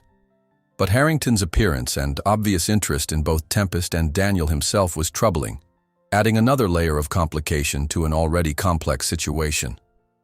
By the time he reached his house, one thing had become clear in his mind. Whatever Harrington's intentions were, they couldn't be good for the Morgans or for Tempest. And if the man thought he could use Daniel in some scheme against them, he was sorely mistaken. With renewed determination, Daniel promised himself that he would do everything in his power to ensure Tempest's rehabilitation was successful.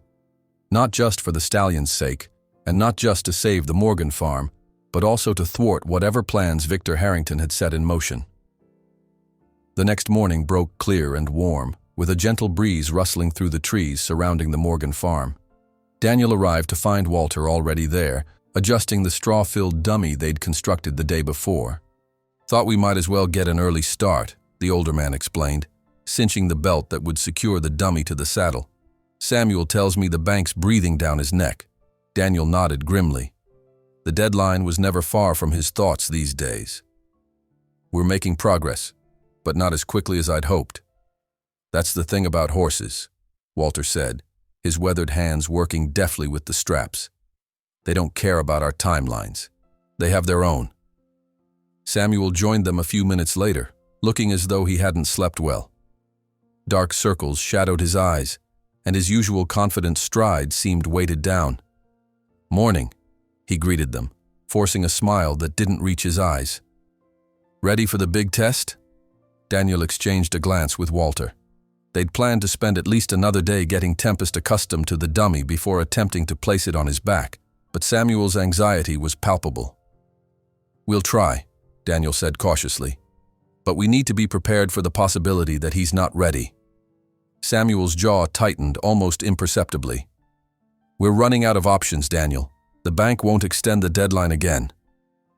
The pressure in his voice was unmistakable, and Daniel felt the weight of responsibility settle more heavily on his shoulders. This wasn't just about helping a traumatized horse anymore. It was about saving a family's livelihood. "I understand," he said quietly. "We'll do our best." Lily arrived as they were leading Tempest into the round pen, her face brightening at the sight of Daniel. "Sorry I'm late," she called, hurrying to join them. "Mom needed help with breakfast." Daniel couldn't help but notice the way her presence lightened his mood, despite the tension of the morning.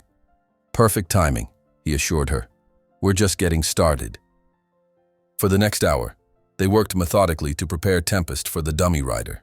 Daniel started with the basics, groundwork exercises to establish focus and trust, then saddling the stallion, careful to ensure the cinch wasn't too tight. Tempest accepted these familiar routines calmly, though his ears flicked back occasionally when he caught sight of the straw figure propped against the fence. "He's noticed our friend," Walter observed, keeping an eye on it. Daniel nodded. "That's good, actually. Better for him to be aware of it now than to be surprised later." When Tempest seemed settled, Daniel introduced the dummy more directly, holding it where the stallion could see and smell it. Tempest's nostrils flared as he investigated this strange new object, but he showed no signs of panic, a testament to the trust he'd developed in Daniel. "Good boy," Daniel murmured, stroking the horse's neck encouragingly. "See? Nothing to be afraid of. Just a bunch of old clothes and straw." After several minutes of this careful introduction, Daniel glanced at Walter, who gave a subtle nod. It was time for the real test. "Lily, can you hold his lead while Walter and I position the dummy?" Daniel asked. Lily stepped forward, taking the lead rope with confidence. Her presence seemed to have a calming effect on Tempest, who stood quietly as she stroked his nose. Moving with deliberate slowness, Daniel and Walter lifted the dummy and brought it toward the saddle. Tempest's muscles tensed beneath his glossy coat, but he didn't shy away. Daniel kept up a steady stream of reassuring words as they carefully positioned the dummy on the saddle, securing it in place with the straps they'd prepared. For a heart-stopping moment after they stepped back, Tempest stood frozen, every line of his body rigid with tension. Then, Gradually he relaxed, turning his head to eye the strange burden on his back with cautious curiosity rather than fear. "Well, I'll be damned," Walter breathed. "He's accepting it." Samuel, who had been watching from outside the pen, let out an audible sigh of relief. "Can he walk with it?" "Let's find out," Daniel said, taking the lead rope from Lily. With gentle pressure, he encouraged Tempest to take a step forward. The stallion hesitated, adjusting to the weight and feel of the dummy on his back. Then, with careful deliberation, he moved forward. The dummy shifted slightly with his motion, and Tempest tensed again, but he didn't bolt or buck. He simply paused, processed this new sensation, and continued walking when Daniel urged him on. "That's it," Daniel encouraged, his voice steady despite the excitement building in his chest. "You're doing great, Tempest. Just one step at a time." They walked a slow circuit of the round pen, Tempest growing more confident with each step. By the third circuit, he was moving almost normally, the dummy's presence seemingly accepted as just another strange human request. "I can't believe it," Lily whispered, her eyes wide with wonder. "He's actually doing it." Daniel allowed himself a small smile of triumph. He's trying. That's what matters. For the rest of the morning, they continued working with Tempest and the dummy, gradually increasing the complexity of their movements, walking in circles, changing direction, even a slow trot for a few paces. The stallion handled it all with remarkable composure, though Daniel could sense that he was reaching his limit. "I think that's enough for today," he decided, noticing the sweat beginning to darken Tempest's coat and the slight tension returning to his movements. Better to end on a success than push too far. They removed the dummy and saddle, giving Tempest a thorough grooming as a reward for his hard work. The stallion seemed to enjoy the attention, leaning into the brush strokes with obvious pleasure. "You did it, Daniel," Samuel said, joining them in the pen now that the dummy was safely removed. "I wasn't sure it was possible, but you actually did it." Daniel shook his head modestly. "Tempest did it. He's the one taking all the risks, trusting us when everything in his past probably tells him not to." Samuel clapped a hand on Daniel's shoulder. "Give yourself some credit, son. This horse would still be a menace if not for you." He looked at Tempest with newfound respect. "Think he might be ready for a real rider soon?" Daniel hesitated, not wanting to dampen Samuel's renewed optimism, but also unwilling to rush Tempest's progress. "We need to work with the dummy for a few more days, get him completely comfortable with it in all situations. Then maybe, we can think about a very light rider." Samuel nodded, though Daniel could see the impatience in his eyes. "Fair enough, but time is running short, I know," Daniel finished for him. "We're moving as fast as we safely can." They were interrupted by the sound of tires on gravel. Looking toward the driveway, Daniel felt his heart sink as he recognized his father's blue truck approaching. "Expecting your dad?" Lily asked, noticing his expression. Daniel shook his head, a familiar dread building in his stomach. His father rarely sought him out, especially not during working hours. Something must be wrong. The truck came to an uneven stop, and James Harper emerged, swaying slightly as he steadied himself against the door. Even from a distance, Daniel could tell he'd been drinking. The jerky movements, the unfocused gaze, the flush on his face. Shame and anger warred within him as he watched his father stumble toward the round pen. "I need to talk to you," James called, his voice carrying across the yard, slurred but demanding. Daniel turned to Samuel, mortification burning in his cheeks.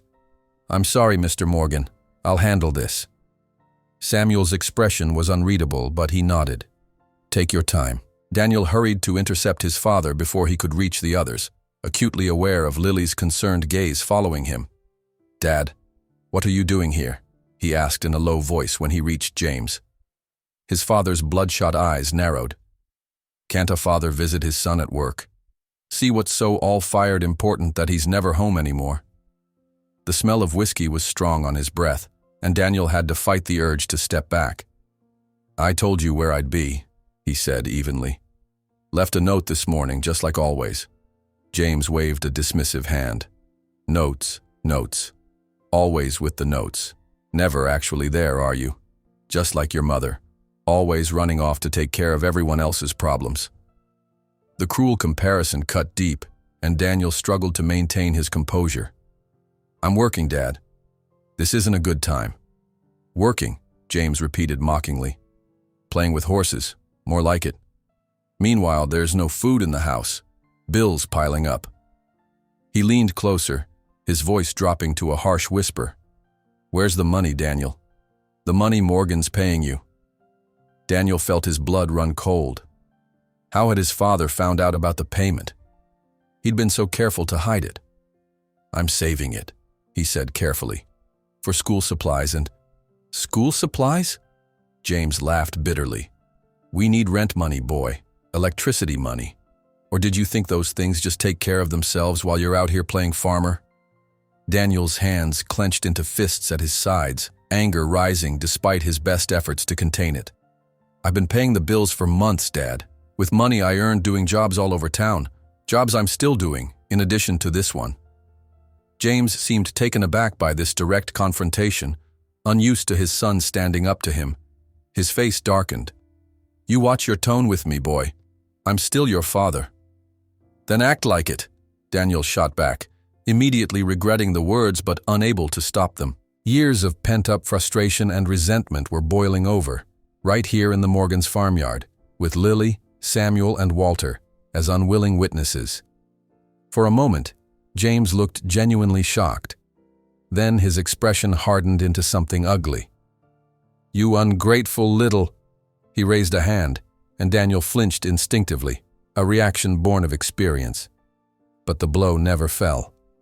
Instead, Samuel's voice cut through the tension like a knife. That's enough. He stood just behind Daniel, his presence solid and immovable. Walter flanked him, arms crossed over his chest, his weathered face set in grim lines. James's hand lowered slowly, his bleary gaze shifting between the two men. This isn't your business, he muttered. You made it my business when you came onto my property threatening a boy who works for me, Samuel replied, his voice level but firm. Threatening? James echoed incredulously. He's my son. That doesn't give you the right to raise a hand to him, Walter interjected, his tone leaving no room for argument. James looked from one man to the other, then back to Daniel, who stood rigid with humiliation and anger. Something seemed to deflate in him then, the fight, the bluster, draining away to leave only a hollow shell of bitterness. Fine, he spat. Keep him. Seems he prefers your company anyway. He turned and stumbled back toward his truck, nearly falling before catching himself on the door.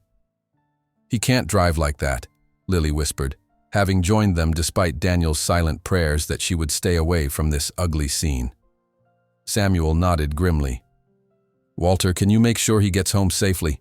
I don't want him wrapping that truck around a tree, no matter how I feel about him right now. Walter grunted in agreement and followed James to the truck, somehow managing to convince him to move to the passenger seat while Walter took the keys. As they drove away, an awful silence fell. Daniel stood frozen, unable to look at Samuel or Lily, certain that whatever respect or affection they might have had for him had been irrevocably damaged by the scene they'd just witnessed. Daniel, Samuel began, his voice gentler than Daniel had expected. I'm sorry. Daniel cut him off, still staring at the ground. I never should have brought my problems here. You didn't bring them, Samuel countered. They arrived uninvited, much like Harrington yesterday. The comparison startled Daniel enough that he finally looked up, meeting Samuel's steady gaze. I think, Samuel continued carefully, that you've been carrying burdens no child should have to bear for a long time now. The simple truth of the statement, spoken without pity or judgment, threatened to unravel the tight control Daniel maintained over his emotions. He swallowed hard, fighting back the burning sensation in his throat. It's not always like that, he said, the lie tasting bitter on his tongue. Samuel's expression suggested he wasn't fooled, but he didn't press the issue. Either way, you should know that you're welcome here, Daniel. Not just as Tempest's trainer, but as yourself." Lily stepped forward then, her eyes shining with a warmth that nearly undid Daniel completely. "Dad's right," she said softly. "You're one of us now, whether you like it or not." Something shifted in Daniel's chest at her words, a tight, frozen place beginning to thaw. For a moment he couldn't speak, overwhelmed by the simple acceptance they offered. "Thank you," he managed finally, the words inadequate but heartfelt. Samuel nodded, as if that settled matters. "Now let's get back to work. Tempest is waiting and we've got a dummy rider that needs more practice." As they returned to the round pen, where Tempest stood watching with pricked ears, Daniel felt a strange mix of emotions: shame and gratitude, fear and hope, all tangled together. One thing was certain, though. Whatever happened with his father, with the farm, with Tempest, he was no longer facing it alone. And that, he realized with a startling clarity, made all the difference in the world. Walter returned to the farm an hour later, his weathered face grim as he approached Daniel and the Morgans in the round pen. "Got him home," he reported. "Wasn't easy. Man's got a mouth on him when he's in his cups." Daniel winced, imagining all too clearly the stream of bitter complaints his father must have unleashed. "I'm sorry you had to deal with that." Walter waved away the apology. "Not your burden to carry, son." He glanced toward the house where Eleanor had appeared on the porch, concern evident in her posture. "Samuel, Eleanor's looking for you. Something about a phone call." Samuel's brow furrowed, and he excused himself, striding toward the house with quickened steps. The atmosphere he left behind was heavy with unspoken questions, everyone carefully avoiding direct mention of the scene with James Harper. "So," Walter said finally, clearing his throat, "how about we get back to work with that dummy rider? Best thing for clearing the mind. Honest work." Daniel seized the suggestion gratefully, and they spent the remainder of the morning focusing on Tempest, gradually increasing the complexity of movements with the dummy in place. The stallion continued to show remarkable progress, accepting the strange burden with growing confidence. By lunchtime, Samuel had not returned, and Eleanor called them in to eat. The kitchen was unusually quiet, the usual cheerful banter subdued. Daniel could feel Lily watching him with concern, but he kept his eyes on his plate, not ready to face her compassion. "That was the bank," Samuel announced when he finally joined them, his expression somber as he took his seat at the head of the table. "They've moved up the deadline." Eleanor reached for his hand. "How much time do we have?" "1 week." Samuel's voice was flat. "The loan officer said there's been increased interest in the property, and they want to resolve the situation sooner rather than later." "Harrington," Walter growled. "Has to be. Man's got his fingers in every pie in this county." "Most likely," Samuel agreed wearily. "Doesn't matter who's behind it, though. The fact remains we have 7 days to either pay the note or prove that Tempest is worth the investment." All eyes turned to Daniel, who felt the weight of their expectations like a physical pressure on his chest. 1 week to transform Tempest from a traumatized, dangerous animal into a valuable breeding stallion. It seemed impossible. "We've made a lot of progress," he said carefully, "but I can't promise miracles in a week." "No one's asking for miracles," Samuel assured him, though the tension around his eyes belied his calm tone. "Just do what you can. We'll figure something out." After lunch, Daniel returned to the round pen with renewed determination. Tempest seemed to sense his urgency, responding to commands with unusual focus and willingness. Even Walter, normally sparing with praise, was impressed. "Never seen a horse turn around so fast," he commented as they watched Tempest trot smoothly around the pen, the dummy rider secure on his back. "Especially one with his history." Daniel nodded, his eyes never leaving the stallion. "He wants to trust. That's the thing I don't think anyone understood before. Beneath all that fear and aggression, he's looking for someone to trust." "Sounds like someone else I know," Walter remarked quietly, his shrewd eyes studying Daniel's profile. Daniel chose not to respond to that, focusing instead on Tempest's movements, noting the increasing smoothness of his gait, the relaxed set of his ears, the steady rhythm of his breathing. All signs pointed to a horse that was becoming comfortable with his new role. "I think," Daniel said slowly, the idea taking shape as he spoke, "that we might be ready for a real rider. Someone very light, very calm, who can just sit there without asking anything of him at first." Walter raised an eyebrow. "You volunteering?" Daniel hesitated. He was certainly the lightest option among the adults on the farm, and Tempest trusted him more than anyone, but the prospect of actually mounting the stallion sent a spike of fear through him. What if he was wrong? What if Tempest panicked and someone got hurt? "I don't know," he admitted. "It's a big step."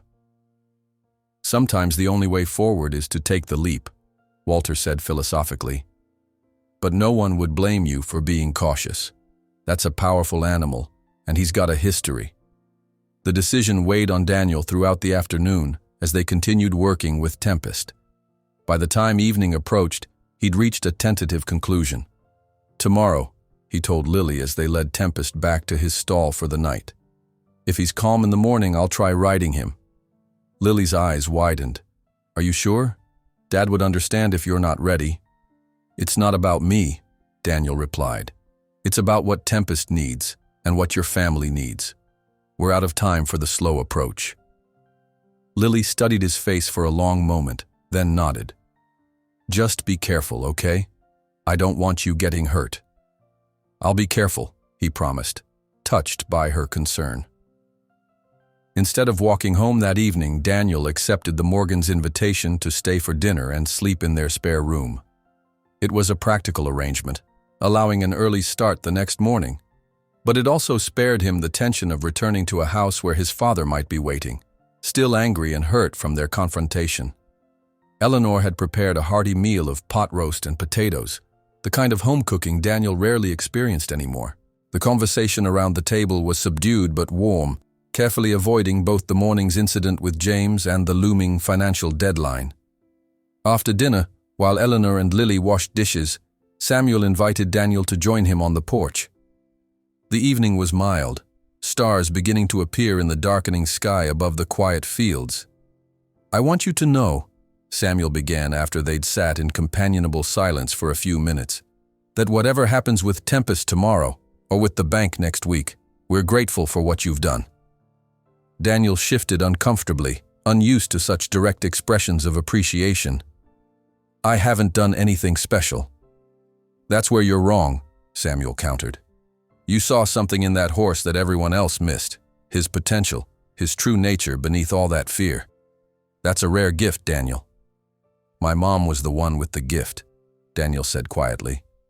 "I just remembered what she taught me." Samuel nodded thoughtfully. "She must have been a remarkable woman." "She was." Daniel hesitated, then added, "My dad was different then, too, before she got sick. He was a good doctor, respected. People looked up to him." "Grief changes people," Samuel observed. "Not always for the better, unfortunately." "Does that excuse it?" Daniel asked, the question slipping out before he could stop it. "The drinking, the everything else?" Samuel considered the question with the seriousness it deserved. "No," he said finally. "It explains it, maybe, but it doesn't excuse it. A parent has responsibilities that don't disappear just because things get hard."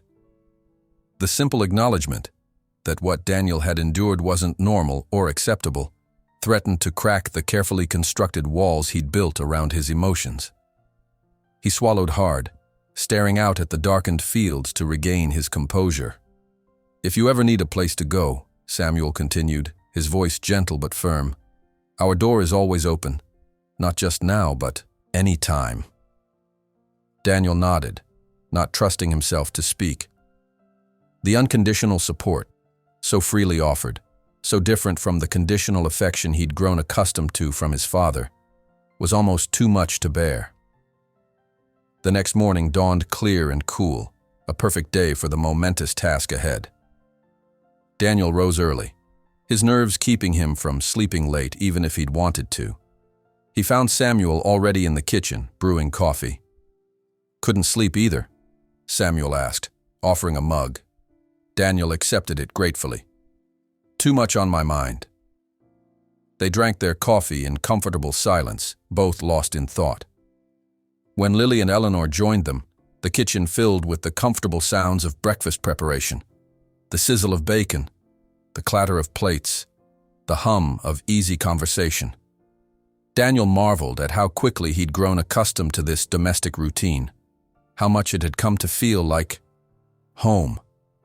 After breakfast, they made their way to the stables, where Walter was already waiting, having arrived at first light. He nodded a greeting, his expression serious. "Big day," he remarked. "You ready for this?" Daniel took a deep breath. "As ready as I'll ever be." They led Tempest to the round pen, going through the familiar routine of grooming and saddling. The stallion seemed calm, almost as if he sensed the importance of the day. His dark eyes watched Daniel with what appeared to be trust, a look that both reassured and terrified the boy. He couldn't bear the thought of betraying that trust if things went wrong. "We'll take it slow," Daniel explained as he tightened the cinch. "First, I'll just lean over him, let him feel my weight. If he's okay with that, I'll swing a leg over but not sit down fully. We'll see how he reacts at each step." Samuel, Lily, and Walter positioned themselves around the pen, ready to assist if needed. Eleanor watched from a safe distance, her hands clasped tightly together. With methodical care, Daniel worked through the preliminary steps, standing beside Tempest, placing a hand on the saddle, gently bouncing to simulate the motion of mounting. The stallion remained steady, his ears occasionally flicking back to track Daniel's movements, but showing no signs of panic. "Good boy," Daniel murmured, stroking Tempest's neck. "That's it, nice and easy."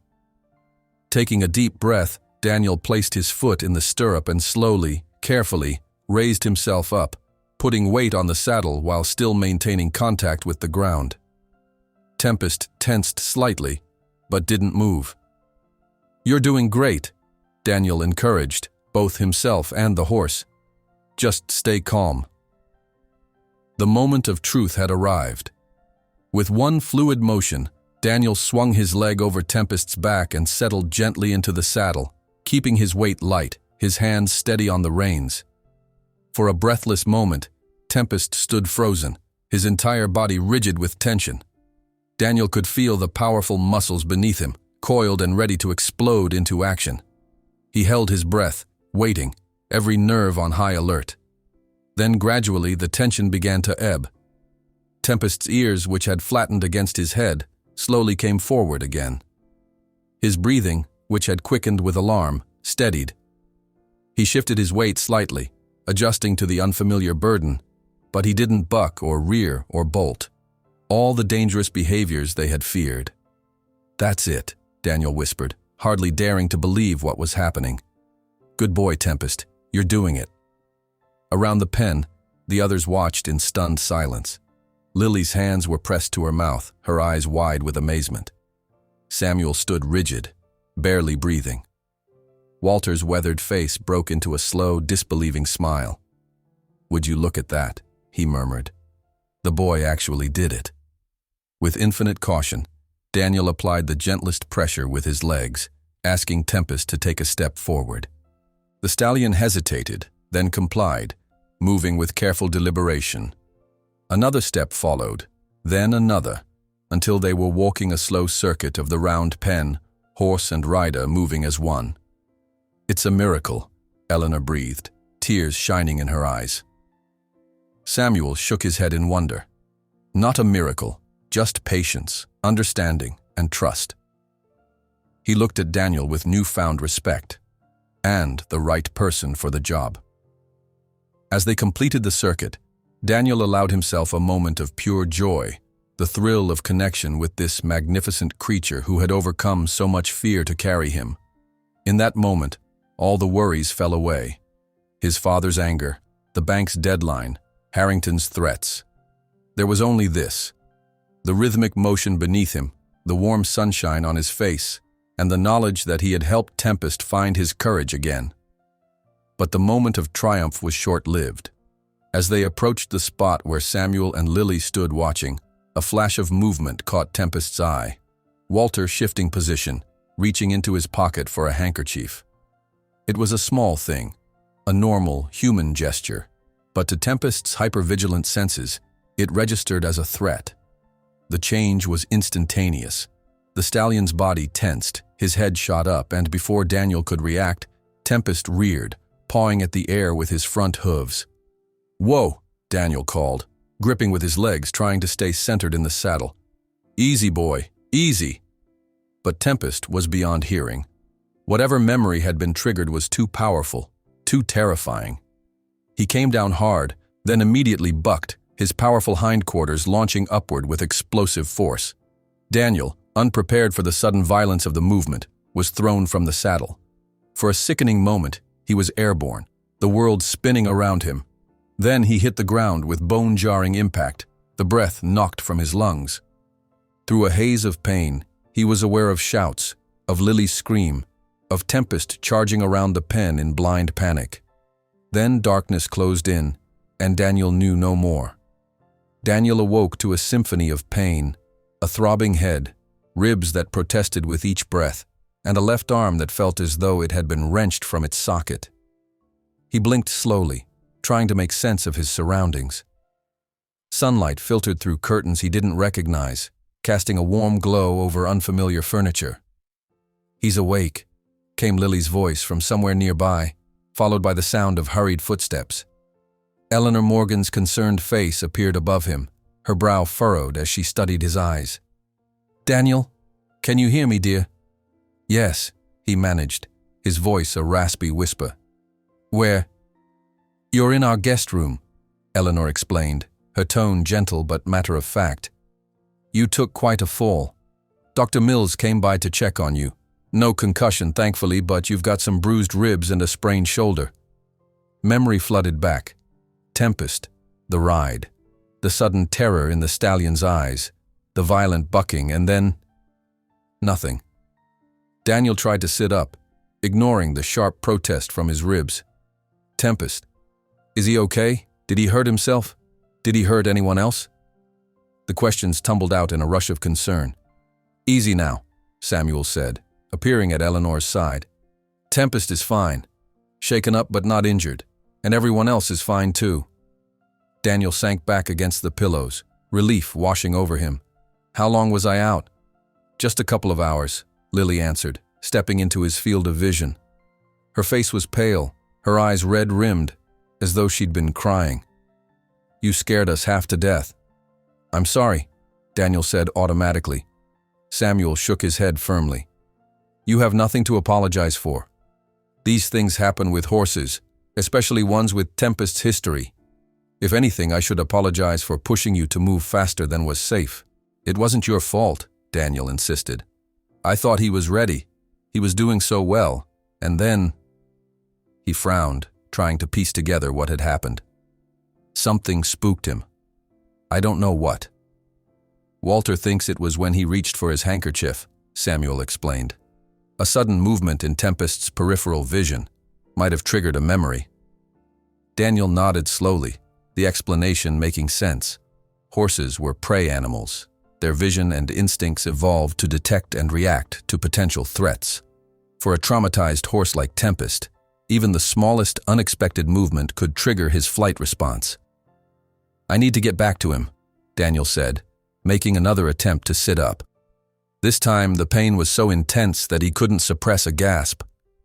"You're not going anywhere," Eleanor said firmly, pressing him gently back onto the pillows. "Doctor's orders. Complete rest for at least 24 hours. But the deadline. We'll still be there tomorrow," Samuel finished for him. "One day of rest won't make or break us, Daniel. Right now you need to heal." Despite his protests, Daniel knew they were right. He could barely move without pain shooting through his torso. He certainly wasn't in any condition to work with a half-ton animal whose trust in humans was still fragile at best. "What about my dad?" he asked, suddenly remembering his home situation. "He'll wonder where I am." A shadow passed over Samuel's face. "Walter stopped by your house. Your father wasn't there." Daniel wasn't surprised. After yesterday's confrontation, James had likely retreated to one of his usual haunts, O'Malley's Tavern, or perhaps a poker game at the house of one of his drinking buddies. He'd surface eventually, hungover and remorseful until the cycle began again. "Typical," Daniel murmured, unable to keep the bitterness from his voice. An uncomfortable silence fell over the room. Then Eleanor, with her practical nature, took charge of the situation. "You'll stay here until you're better," she declared in a tone that brooked no argument. "I've made some chicken soup and there's fresh bread cooling on the counter. Lily, would you bring Daniel a tray? Samuel, I think those painkillers Dr. Mills left should be taken with food." As the Morgans dispersed to follow Eleanor's instructions, Daniel was left alone with Lily. She lingered by the bedside, her fingers worrying at the hem of her shirt. "You really scared me," she said finally, her voice small. "When you hit the ground and didn't move, I thought—" She trailed off, unable to complete the thought. "I'm okay," Daniel assured her, touched by her concern. "Sore, but okay." Lily nodded, blinking rapidly. "I know. It's just, you've become important to us. To me. And seeing you hurt like that." There was something in her expression, a vulnerability that mirrored what Daniel himself was feeling. A recognition that whatever was growing between them went beyond friendship or a shared project. It was terrifying and exhilarating all at once. "I'm not going anywhere," he promised softly. Lily's smile was watery but genuine. "Good. Because we still have a horse to train and a farm to save." For the rest of the day, Daniel drifted in and out of sleep, the painkillers dulling both the physical discomfort and his usual sharp awareness. Each time he woke, someone from the Morgan family was nearby. Eleanor checking his temperature, Samuel bringing fresh water, Lily reading quietly in a chair by the window. The constant, caring presence was a novelty for Daniel, who had grown accustomed to fending for himself when ill or injured. By evening, the worst of the pain had subsided to a dull ache, and Daniel was able to join the family for dinner, albeit moving gingerly and with Lily's steadying hand on his uninjured arm. The normalcy of the meal, the gentle teasing between family members, the passing of dishes, the comfortable conversation, provided a balm for more than just his physical injuries.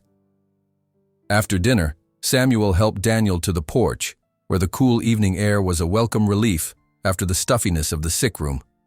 They sat in the gathering darkness, watching as the first stars appeared in the indigo sky. "I spoke with Walter this afternoon," Samuel said after a comfortable silence. "He spent some time with Tempest, just keeping him company, making sure he wasn't too upset by what happened." "How is he?" Daniel asked, grateful for the older farmer's intervention. "Calm enough, according to Walter. Still jumpy if anyone gets too close to the saddle, but not panicking. Walter thinks the trust you've built is still there. It's just been shaken a bit." Daniel nodded, encouraged by the report. "We can rebuild from that. It will take time, but—" He stopped, remembering the looming deadline. "Time we don't have." Samuel sighed, the weight of their situation evident in the slump of his shoulders. "I've been thinking about that. I called the bank again today. Tried to explain the progress we've made with Tempest. They were less than sympathetic. Because of Harrington," Daniel guessed. "Most likely. Man's got half the county board in his pocket, and probably the bank manager too." Samuel's voice was bitter. "Talked to a lawyer as well. He says our options are limited. We can try to sell off some of the land to make the payment, but that would just be a temporary fix, without the income Tempest was supposed to provide." He didn't need to finish the thought. Without the breeding fees the stallion could command, the farm would continue to struggle, especially with the drought showing no signs of breaking. "There has to be another way," Daniel insisted, unwilling to accept defeat. "What about a private loan? Or maybe a partnership with another farm?" "Tried those avenues already," Samuel replied. "No one's willing to take the risk, not with Harrington circling like a vulture. He's made it clear he wants this land, and most folks around here won't cross him." They lapsed into silence again, each lost in their own thoughts. Daniel's mind raced, searching for solutions they might have overlooked. There had to be a way to save the farm, to protect the Morgan family and Tempest from Harrington's machinations. "What about a demonstration?" he suggested suddenly. "Not a full riding exhibition, but something to show the bank that Tempest has value, that he's not the dangerous animal they think he is." Samuel considered this. "What kind of demonstration did you have in mind?" "Something simple but impressive. Tempest responding to commands, accepting basic handling from different people, maybe even wearing the saddle calmly." Daniel warmed to the idea as he spoke. "We could invite the bank manager, maybe some potential investors or breeders." "It's risky," Samuel pointed out. "If Tempest gets spooked again." "We'll be careful," Daniel assured him. "No sudden movements, no pressure, just showing what he's capable of when treated with respect." Samuel was quiet for a long moment, weighing the proposal. "It might work," he admitted finally. "If we can get the right people to attend, if Tempest behaves, if the bank is willing to consider the evidence. That's a lot of ifs." "Sometimes all you need is one person to see the potential," Daniel said softly. "One person to believe." The words hung in the air between them, carrying meaning beyond the immediate situation. Samuel glanced at Daniel, understanding in his gaze. "Like you did with Tempest," he observed, "and like we do with you." Before Daniel could respond to this unexpected affirmation, the sound of an approaching vehicle caught their attention. Headlights swept across the darkened yard as a car turned into the driveway, an unfamiliar sedan that came to a stop beside Samuel's truck. "Were you expecting visitors?" Daniel asked, tensing despite his injuries. Samuel shook his head, rising to his feet as the car door opened. "No, and it's a bit late for social calls." To their mutual surprise, the figure that emerged from the car was Victor Harrington, impeccable as always in a tailored suit despite the late hour. He approached the porch with the confident stride of a man accustomed to getting his way. "Evening, Morgan," he called, his smile not reaching his eyes. "Hope I'm not interrupting anything important." "It's after 8, Harrington," Samuel replied coolly. "Most folks would call ahead." Harrington shrugged, unperturbed by the chilly reception. "I was in the neighborhood and thought we might continue our conversation from the other day. I understand you've had some setbacks with the Miracle Horse." The knowledge that Harrington was somehow aware of the day's accident sent a chill down Daniel's spine.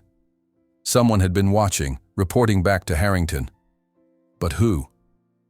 "Our business is our own," Samuel said firmly. "And as I've told you repeatedly, the farm is not for sale." Harrington's gaze shifted to Daniel, taking in his obvious injuries with calculating eyes. "Nasty fall you took, I hear.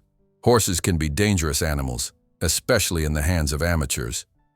The deliberate insult hung in the air, but Daniel refused to rise to the bait. He met Harrington's stare evenly, saying nothing. "I came to make you a final offer, Morgan," Harrington continued, turning back to Samuel. "In light of recent events, I'm willing to increase my bid by 15%. That's more than generous, considering the circumstances." "And what circumstances would those be?" Samuel asked, his voice dangerously quiet. Harrington smiled thinly. "The bank deadline, for one. Your failed investment in that unmanageable stallion, for another. Face it, Morgan, you're out of options." "Not quite," Samuel countered. "We're holding a demonstration the day after tomorrow. The bank manager has agreed to attend, along with several potential investors. Once they see what Tempest is capable of—" "A demonstration?" Harrington interrupted, a note of genuine surprise in his voice. "After what happened today, that seems optimistic." Daniel spoke up for the first time. "Tempest has made incredible progress. One setback doesn't erase weeks of training." Harrington regarded him with a mixture of amusement and condescension. Bold words from someone who couldn't stay in the saddle for more than a minute. "That's enough," Samuel snapped, his patience clearly at an end. "It's late, and we have work to do tomorrow. I think it's time for you to leave." For a moment it seemed Harrington might argue, but then he shrugged, his casual demeanor returning. "Have it your way, Morgan. But remember, my offer expires when the bank's deadline does. After that, You'll be lucky to get half what I'm offering now." With those parting words, he returned to his car and drove away, leaving a cloud of dust and tension in his wake. How did he know about the accident? Daniel wondered aloud. And about the demonstration? We just decided on that minutes ago. Samuel's expression was grim. Either he's got someone feeding him information, or he's making educated guesses. Either way, it confirms what I've suspected. He wants this land badly, and he's not above playing dirty to get it. "Do you think he might try to sabotage the demonstration?" Daniel asked, the possibility only now occurring to him. "I wouldn't put it past him," Samuel admitted, "which means we need to be extra cautious. No unnecessary risks, no shortcuts." They stood in silence for a moment, watching the taillights of Harrington's car disappear down the road. Then Samuel turned to Daniel, determination replacing the weariness in his eyes. "We've got 2 days to get Tempest ready for this demonstration. Think you'll be well enough to work with him tomorrow?" Daniel nodded, ignoring the protest from his injured ribs. "I'll be ready, and so will Tempest."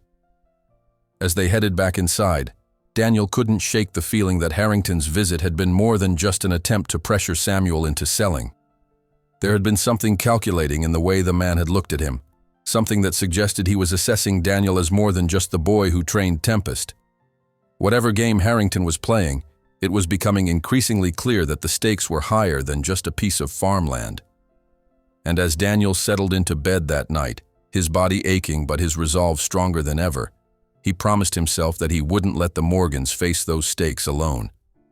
Morning came too quickly, the first rays of sunlight finding Daniel already awake, staring at the ceiling as he mentally prepared for the day ahead. His body protested when he swung his legs over the side of the bed, pain shooting through his ribs and shoulder. But determination overrode discomfort, and he forced himself to stand, taking slow, measured breaths until the worst of the pain subsided. By the time he made his way downstairs, the Morgan kitchen was alive with activity. Elena was at the stove, the scent of bacon and coffee filling the air. Lily set plates on the table, while Samuel studied a notepad covered in what appeared to be names and numbers. "You should be resting," Eleanor admonished when she caught sight of Daniel, noting his stiff movements and the way he favored his left side. "I'm fine," Daniel insisted, easing himself into a chair. "Just a little sore." Samuel looked up from his list, concern evident in his expression. "No one would blame you for taking another day to recover, son." "We don't have another day," Daniel reminded him gently. "The demonstration is tomorrow." The mention of the demonstration seemed to refocus everyone's attention on the task at hand. As they ate breakfast, Samuel outlined what he'd accomplished since their conversation the previous evening. "I've invited the bank manager, Tom Peterson, plus a few local breeders who might be interested in Tempest's bloodlines. Walter's reaching out to some of his contacts too." He passed the notepad to Daniel. "Anyone else you think we should add to the list?" Daniel scanned the names, most of which he recognized as prominent figures in the county's equestrian community. "This looks good. The more witnesses to Tempest's progress, the better." "I made flyers," Lily added, pulling a stack of papers from a folder beside her plate. "Nothing fancy, but they explain Tempest's lineage and training progress." Daniel examined one of the flyers, impressed by the professional layout and concise information. "These are perfect, Lily. Really professional." She beamed at the praise, her cheeks coloring slightly. "Thanks. I used the computer at the library." After breakfast, they made their way to the stables, Daniel moving slowly but with growing confidence as his muscles warmed up. The anticipation of seeing Tempest again, of assessing the damage done to their bond by yesterday's accident, made his heart beat faster. Walter was already there, leaning against the fence of the round pen, watching as Tempest trotted in circles, his movements agitated, his dark eyes scanning his surroundings warily. "He's been like that since sunrise," Walter reported as they approached. "Pacing, jumpy. Won't let anyone near him." Daniel's heart sank. Had they lost all the progress they'd made? Had one bad experience undone weeks of patient work? "Let me try," he said, moving toward the gate. Samuel placed a restraining hand on his arm. "Are you sure that's wise? In your condition?" "I need to see if he still trusts me," Daniel explained. "If he doesn't, well, the demonstration won't matter anyway." After a moment's hesitation, Samuel nodded, though worry remained etched in his features. "Be careful, and stay near the fence, just in case." Daniel entered the round pen slowly, deliberately making noise so as not to startle Tempest. The stallion's head came up sharply at his approach, ears pricked forward, nostrils flaring as he caught Daniel's scent. "Hey, buddy," Daniel called softly, keeping his posture relaxed despite the tension thrumming through him. "Remember me?" Tempest stood frozen for a long moment, muscles quivering beneath his glossy coat. Then, to Daniel's immense relief, the stallion took a hesitant step forward, then another, until he stood just a few feet away, regarding Daniel with what seemed like a mixture of caution and recognition. "That's it," Daniel encouraged, remaining still, allowing Tempest to make the choice to approach. "I'm not going to hurt you.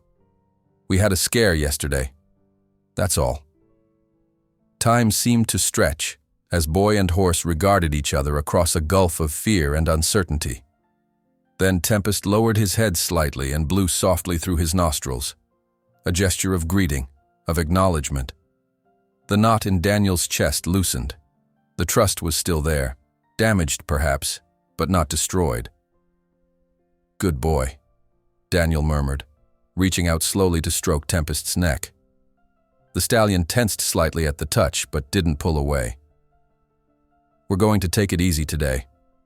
Just reminding you that humans aren't all bad." For the next hour, Daniel worked with Tempest on the most basic groundwork exercises, rebuilding the foundation of their relationship. By the time Walter brought out the saddle, Tempest was noticeably calmer, following Daniel's lead with growing confidence. "Let's just get him used to the saddle again," Daniel suggested. "No riders, no pressure. Just letting him see it doesn't have to be scary." Walter nodded his agreement, handing over the saddle with care not to make any sudden movements. Daniel showed it to Tempest, allowing the stallion to sniff it thoroughly before gently placing it on his back. There was a moment of tension as the weight settled, but Tempest remained steady, his trust in Daniel apparently outweighing his fear. "Would you look at that?" Walter marveled. "After yesterday, I thought for sure we'd be back at square one." "He remembers the good experiences more than the bad ones," Daniel explained, fastening the cinch with careful movements. "That's the key, making sure the positive outweighs the negative." By lunchtime, Tempest was accepting the saddle without protest, even walking calmly around the pen with it in place. It was a significant victory, though still far from what they'd need to impress the bank manager and potential investors. "We need to try the dummy rider again," Daniel decided as they took a break, sharing sandwiches that Eleanor had brought out to them. "See if he'll accept weight on his back without panicking." Samuel frowned, clearly concerned about pushing too far too fast. "Is that wise? After what happened?" "We don't have much choice," Daniel pointed out. "The demonstration is tomorrow. If we're going to show that Tempest has value as more than just a stud, he needs to at least accept a rider's weight." "The boy's right," Walter agreed, though he too looked worried. "But maybe we should modify the approach. Make sure there are no sudden movements this time." They spent the afternoon carefully reintroducing the straw dummy to Tempest, taking even more precautions than before to ensure nothing startled him. To everyone's relief, the stallion accepted the dummy with only minimal hesitation, seeming to understand that this inanimate burden was not a threat.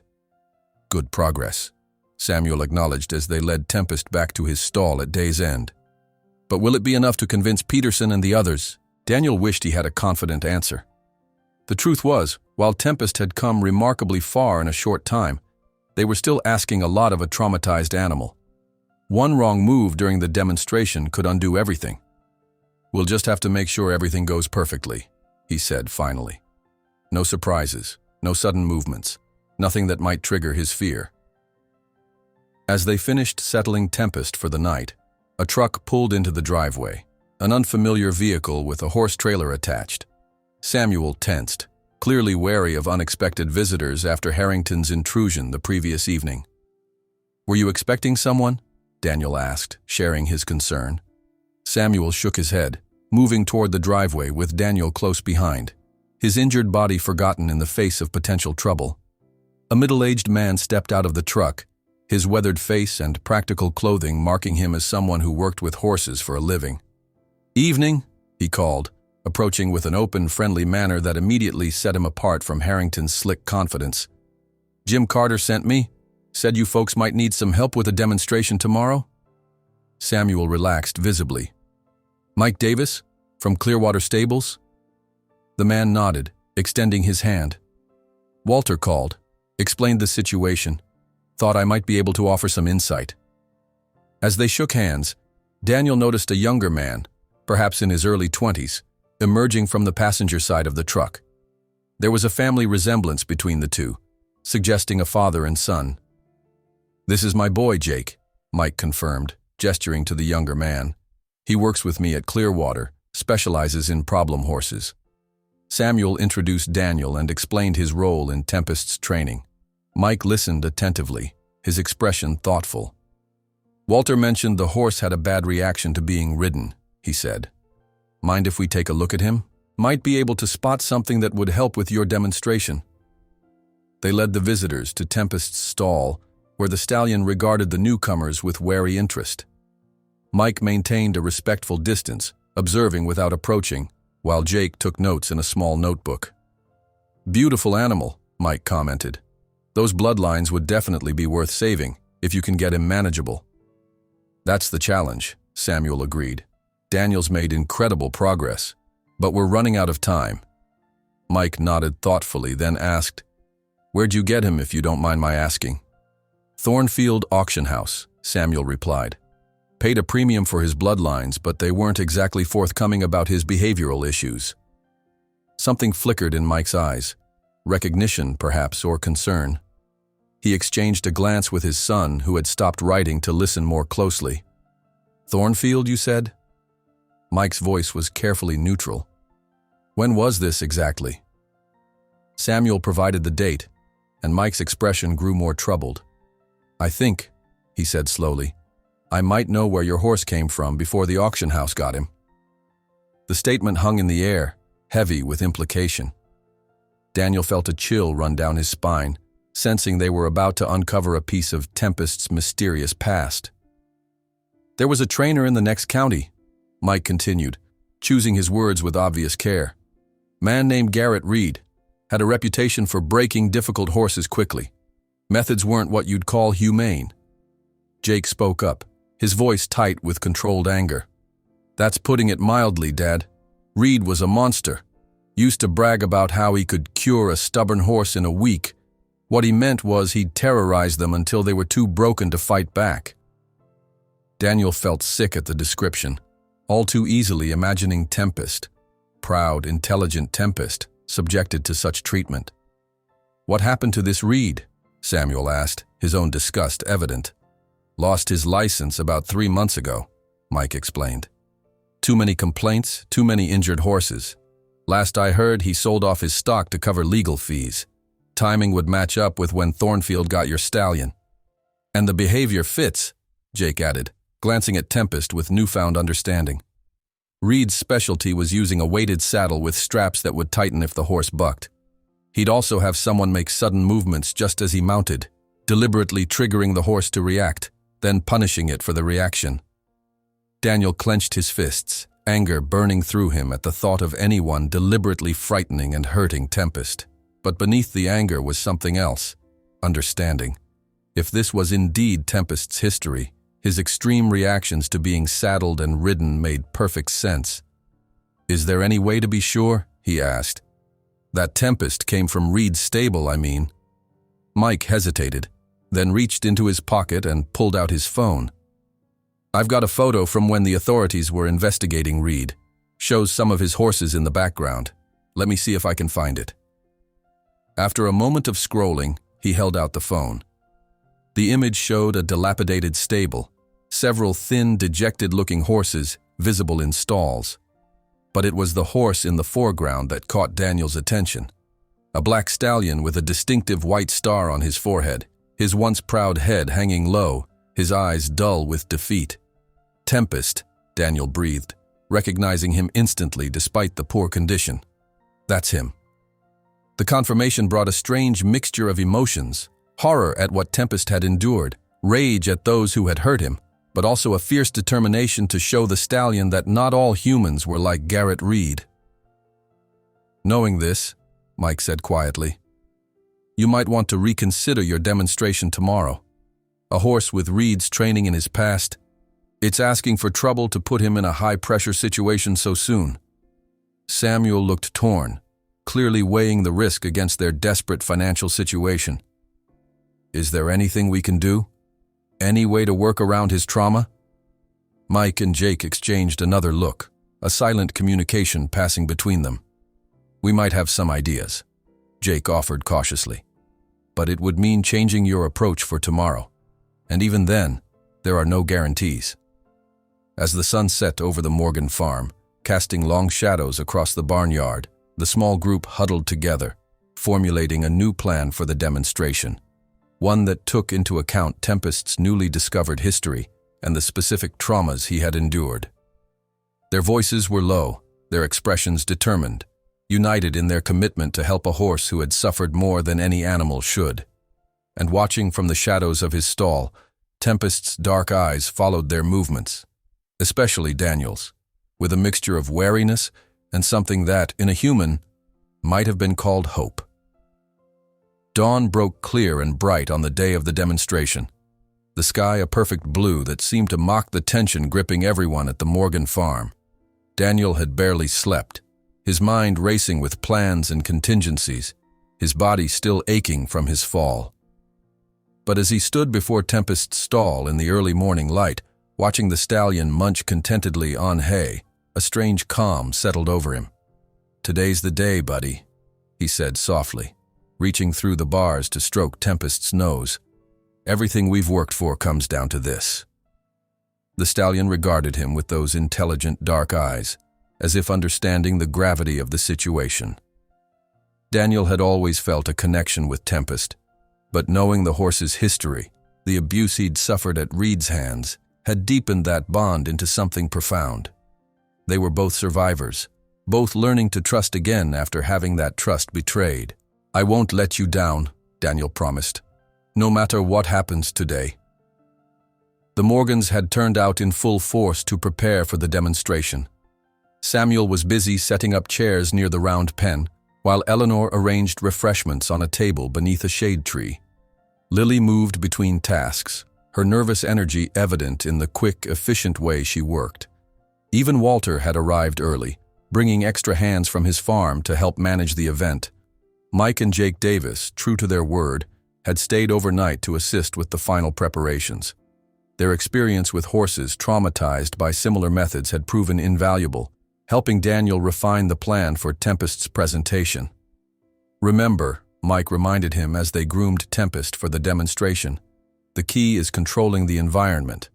No surprises, no sudden movements, nothing that could trigger his past trauma." Daniel nodded, running the brush along Tempest's gleaming flank. "We've cleared it with everyone. No clapping, no loud noises, no one approaching the pen without warning." "And you're sure about the riding demonstration?" Jake asked, concern evident in his voice. "We could stick with groundwork only. It would still show his progress." Daniel hesitated, considering the question seriously. After discovering Tempest's history, they had debated whether to attempt riding him at all during the demonstration. The risk was significant. If Tempest panicked again, it could undo all their work and possibly result in injuries. But without showing that the stallion could accept a rider, it would be harder to convince the bank and potential investors of his full value. "We'll read the situation," Daniel decided. "If he's calm after the groundwork, if he's accepting the saddle without stress, then yes, I'll try a short, controlled ride. If not, we'll stop there." Jake nodded, respect in his eyes. "Smart approach.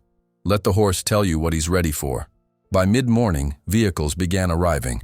The bank manager's sedan, trucks and SUVs belonging to local breeders and horse enthusiasts, even a few curious neighbors drawn by word of mouth. Samuel greeted each arrival with forced cheerfulness, the strain evident in the tightness around his eyes. "Good turnout," Walter observed, joining Daniel by Tempest's stall. "Peterson from the bank is here, and I count at least 3 serious breeders who might be interested in Tempest's bloodlines." Daniel scanned the growing crowd, noting unfamiliar faces mixed with people he recognized from town. "Any sign of Harrington?" Walter's expression darkened. "Not yet, but I'd be surprised if he doesn't show.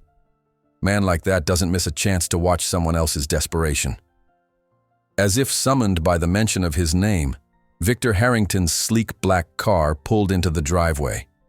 He emerged looking immaculate as always, accompanied by 2 men in suits who surveyed the proceedings with cold, evaluating eyes. "Speak of the devil," Walter muttered, "and he's brought reinforcements." Daniel watched as Samuel approached Harrington, their exchange brief and clearly tense. Though he couldn't hear the words, the rigid set of Samuel's shoulders told him all he needed to know. Harrington was here to witness failure, not success. "It's time," Mike announced, checking his watch. "People are getting settled." Daniel took a deep breath, centering himself. His ribs still ached, his shoulder protested when he moved too quickly. But none of that mattered now. What mattered was Tempest, and showing everyone what this extraordinary horse was capable of when treated with kindness and respect. With careful movements, they led Tempest to the round pen. The stallion was alert but not panicked, his ears swiveling to track the unfamiliar voices and movements around him. Daniel stayed close, speaking softly, a constant reassuring presence. Samuel stepped forward to address the gathered crowd, explaining the purpose of the demonstration and briefly outlining Tempest's background, though notably omitting the details of Reed's abuse, a decision they had made to avoid creating expectations of failure. "What you're about to see," he concluded, "is the result of patience, understanding, and the remarkable bond formed between a troubled horse and the young man who saw his true potential." All eyes turned to Daniel as he entered the round pen with Tempest. The weight of their expectations pressed on him like a physical force, but he pushed it aside, focusing solely on the horse beside him. This moment wasn't about the bank, or Harrington, or even saving the farm. It was about Tempest, and showing him that he could trust again. "Let's start with some basic groundwork," Daniel announced, his voice steady despite his racing heart. For the next 20 minutes, he guided Tempest through a series of exercises, walking, trotting, changing direction, stopping on command. The stallion responded beautifully, his movements fluid and confident, his attention fixed on Daniel with obvious trust. A murmur of appreciation rippled through the audience. "Now," Daniel continued, "we'll demonstrate Tempest's progress with the saddle." This was the critical moment. Mike brought the saddle into the ring, moving with deliberate slowness. Daniel took it from him, showing it to Tempest, letting him sniff and investigate it as they had practiced countless times. Then, with gentle, careful movements, he placed it on Tempest's back.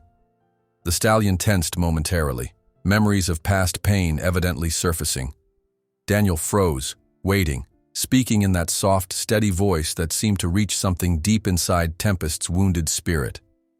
"It's okay, buddy. I'm right here. Nothing bad is going to happen." Gradually, the tension eased from Tempest's body. Daniel fastened the cinch, again moving with exaggerated care, explaining to the audience as he worked. "Tempest had negative experiences with saddling in the past," he said, loud enough for everyone to hear but maintaining that calm, even tone. "He's learned that it doesn't have to be painful or frightening." The audience watched in rapt silence as Daniel completed the saddling process. Even Harrington, standing at the back with his arms crossed, seemed grudgingly impressed by the stallion's transformation. "For the final part of our demonstration," Daniel announced, "I'll show you that Tempest can accept a rider." A ripple of anticipation ran through the crowd. Samuel and Walter exchanged worried glances, while Lily bit her lip anxiously. They all knew the risks involved in this final step.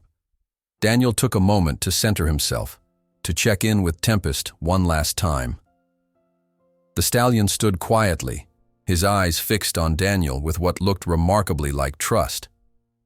There was still wariness there, still the shadow of past trauma, but also a willingness to try that moved Daniel deeply. "Ready, buddy?" he murmured, stroking Tempest's neck. "Just like we practiced. Nice and easy." With slow, deliberate movements, Daniel positioned himself beside Tempest, placed his foot in the stirrup, and gradually transferred his weight, pausing with one leg over the saddle to let the stallion adjust to the pressure. Then, holding his breath, he lowered himself fully into the saddle. Tempest tensed, muscles quivering beneath Daniel's legs. The crowd seemed to hold its collective breath, sensing the delicate balance of the moment. Daniel remained perfectly still, speaking softly, constantly reassuring. "Good boy, Tempest. That's it. You're doing great." For several heart-stopping seconds, the outcome hung in the balance. Then, gradually, Tempest relaxed, accepting Daniel's weight, accepting the connection between them. A collective sigh of relief rippled through the audience, followed by murmurs of admiration. Daniel allowed himself a small smile, though he maintained his focus entirely on Tempest. This wasn't the time for celebration. They still had to complete the demonstration successfully. "Now," he said, gathering the reins, "we'll show you that Tempest can be guided under saddle." With the gentlest pressure, he asked Tempest to walk forward. The stallion hesitated, then complied, taking one careful step, then another. They began a slow circuit of the round pen, every movement controlled and deliberate. The audience watched in amazed silence as horse and rider moved together in perfect harmony. Even those with little knowledge of horses could see the remarkable transformation. This was not the dangerous, uncontrollable animal that had arrived at the Morgan farm weeks ago, but a magnificent stallion showing the first signs of reaching his full potential. As they completed the circuit, Daniel prepared to dismount, wanting to end on a success rather than push too far. But at that moment, a sharp crack split the air, a car backfiring in the distance, sudden and loud in the hushed atmosphere. Tempest reacted instantly, muscles tensing, head jerking up in alarm. Daniel felt the change beneath him, the surge of panic, and knew they were seconds away from disaster. "It's okay," he said quickly, his voice low and steady despite his racing heart. "It's just a noise, Tempest. Just a noise. I'm here. You're safe." For a breathless moment, the outcome hung in the balance. Daniel could feel Tempest's body trembling, poised between flight and trust. The crowd watched in tense silence, many rising half out of their seats, anticipating another violent reaction. But then, remarkably, Tempest settled. His muscles relaxed incrementally, his breathing steadied. He had chosen trust over fear. Daniel exhaled slowly, relief washing through him. "Good boy," he murmured, stroking Tempest's neck. "I knew you could do it." He dismounted with careful movements, keeping a hand on Tempest's neck, maintaining that crucial connection. As his feet touched the ground, spontaneous applause broke out, gentle at first, mindful of Tempest, then growing in enthusiasm as the audience recognized the significance of what they had witnessed. Samuel was beaming, pride and relief evident in his face. Lily was openly crying, happy tears streaming down her cheeks.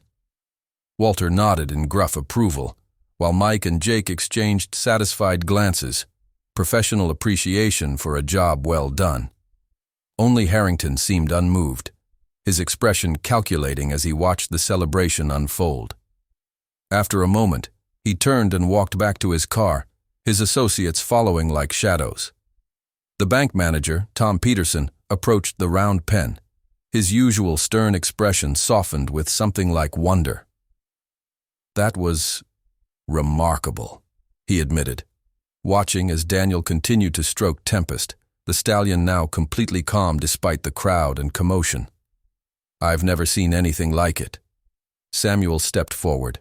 "Then you understand why this horse is worth our investment? Why the bank should extend our deadline?" Peterson hesitated, glancing in the direction Harrington had gone, then back at Tempest and Daniel. "I'll need to discuss it with the board, but yes, I think we can work something out, especially given the interest I'm seeing from these breeders." Indeed, several of the horse people in attendance had gathered around Samuel, asking questions about Tempest's bloodlines, his availability for breeding, even making tentative offers for his services. The demonstration had achieved exactly what they'd hoped, showing Tempest's value not just as a riding horse, but as a foundation for a breeding program. As the crowd began to disperse, Daniel remained with Tempest, removing the saddle, grooming him with gentle strokes, murmuring praise. He was so absorbed in the task that he didn't notice the approach of a familiar truck until it was pulling into the driveway. His father stepped out, looking uncharacteristically sober and uncomfortable. James Harper stood awkwardly by his vehicle for a moment, then made his way toward the round pen, his gaze fixed on his son. Daniel tensed, unsure what to expect. Their last encounter had ended in anger and humiliation. Was his father here to create another scene? But as James drew closer, Daniel saw something unexpected in his expression. Shame, and perhaps a glimmer of pride. "I saw it," James said simply when he reached the fence. "The demonstration. Someone in town mentioned it was happening today." Daniel nodded, continuing to brush Tempest, using the familiar task to steady his nerves. "What did you think?" James was quiet for a moment, watching his son's careful, confident movements with the massive animal. "I think your mother would have been proud." The words, so unexpected, so longed for, caught Daniel off guard. He looked up, meeting his father's gaze directly for what felt like the first time in years. "I haven't been much of a father to you lately," James continued, his voice rough with emotion. "Haven't been much of anything, really. But watching you today, I remembered what it was like, before, when we were a family." Daniel swallowed hard against the sudden tightness in his throat. "Dad." "I'm not asking for forgiveness," James interrupted. "Not yet. But I'm asking for a chance to try again. To be the father you deserve." Before Daniel could respond, Samuel approached, his expression guarded as he recognized James. But instead of the confrontation Daniel feared, James extended his hand. "Mr. Morgan," he said formally, "I want to thank you and your family for looking after my son, for seeing in him what I was too blind to see." Samuel hesitated, then accepted the handshake. "Daniel's been a blessing to this farm. We're the ones who should be thanking him." As the two men talked, finding tentative common ground, Daniel turned back to Tempest. The stallion nudged his chest gently, as if sensing the emotional turmoil beneath Daniel's calm exterior. "It's okay, buddy," Daniel murmured, leaning his forehead against Tempest's. "We're both learning to trust again, one day at a time." And as the sun began its descent over the Morgan farm, painting the sky in shades of gold and pink, Daniel felt something unfamiliar yet welcome settle in his chest, a sense of belonging, of purpose, of home. Whatever challenges lay ahead, he would face them with newfound strength, surrounded by people who believed in him, and with Tempest, once broken, now healing, by his side. Some bonds, once formed, can never truly be broken. They can only grow stronger through trials and trust, through patience and understanding. The boy who no one believed in, and the horse no one could control had found in each other something rare and precious, a second chance, and the courage to take it.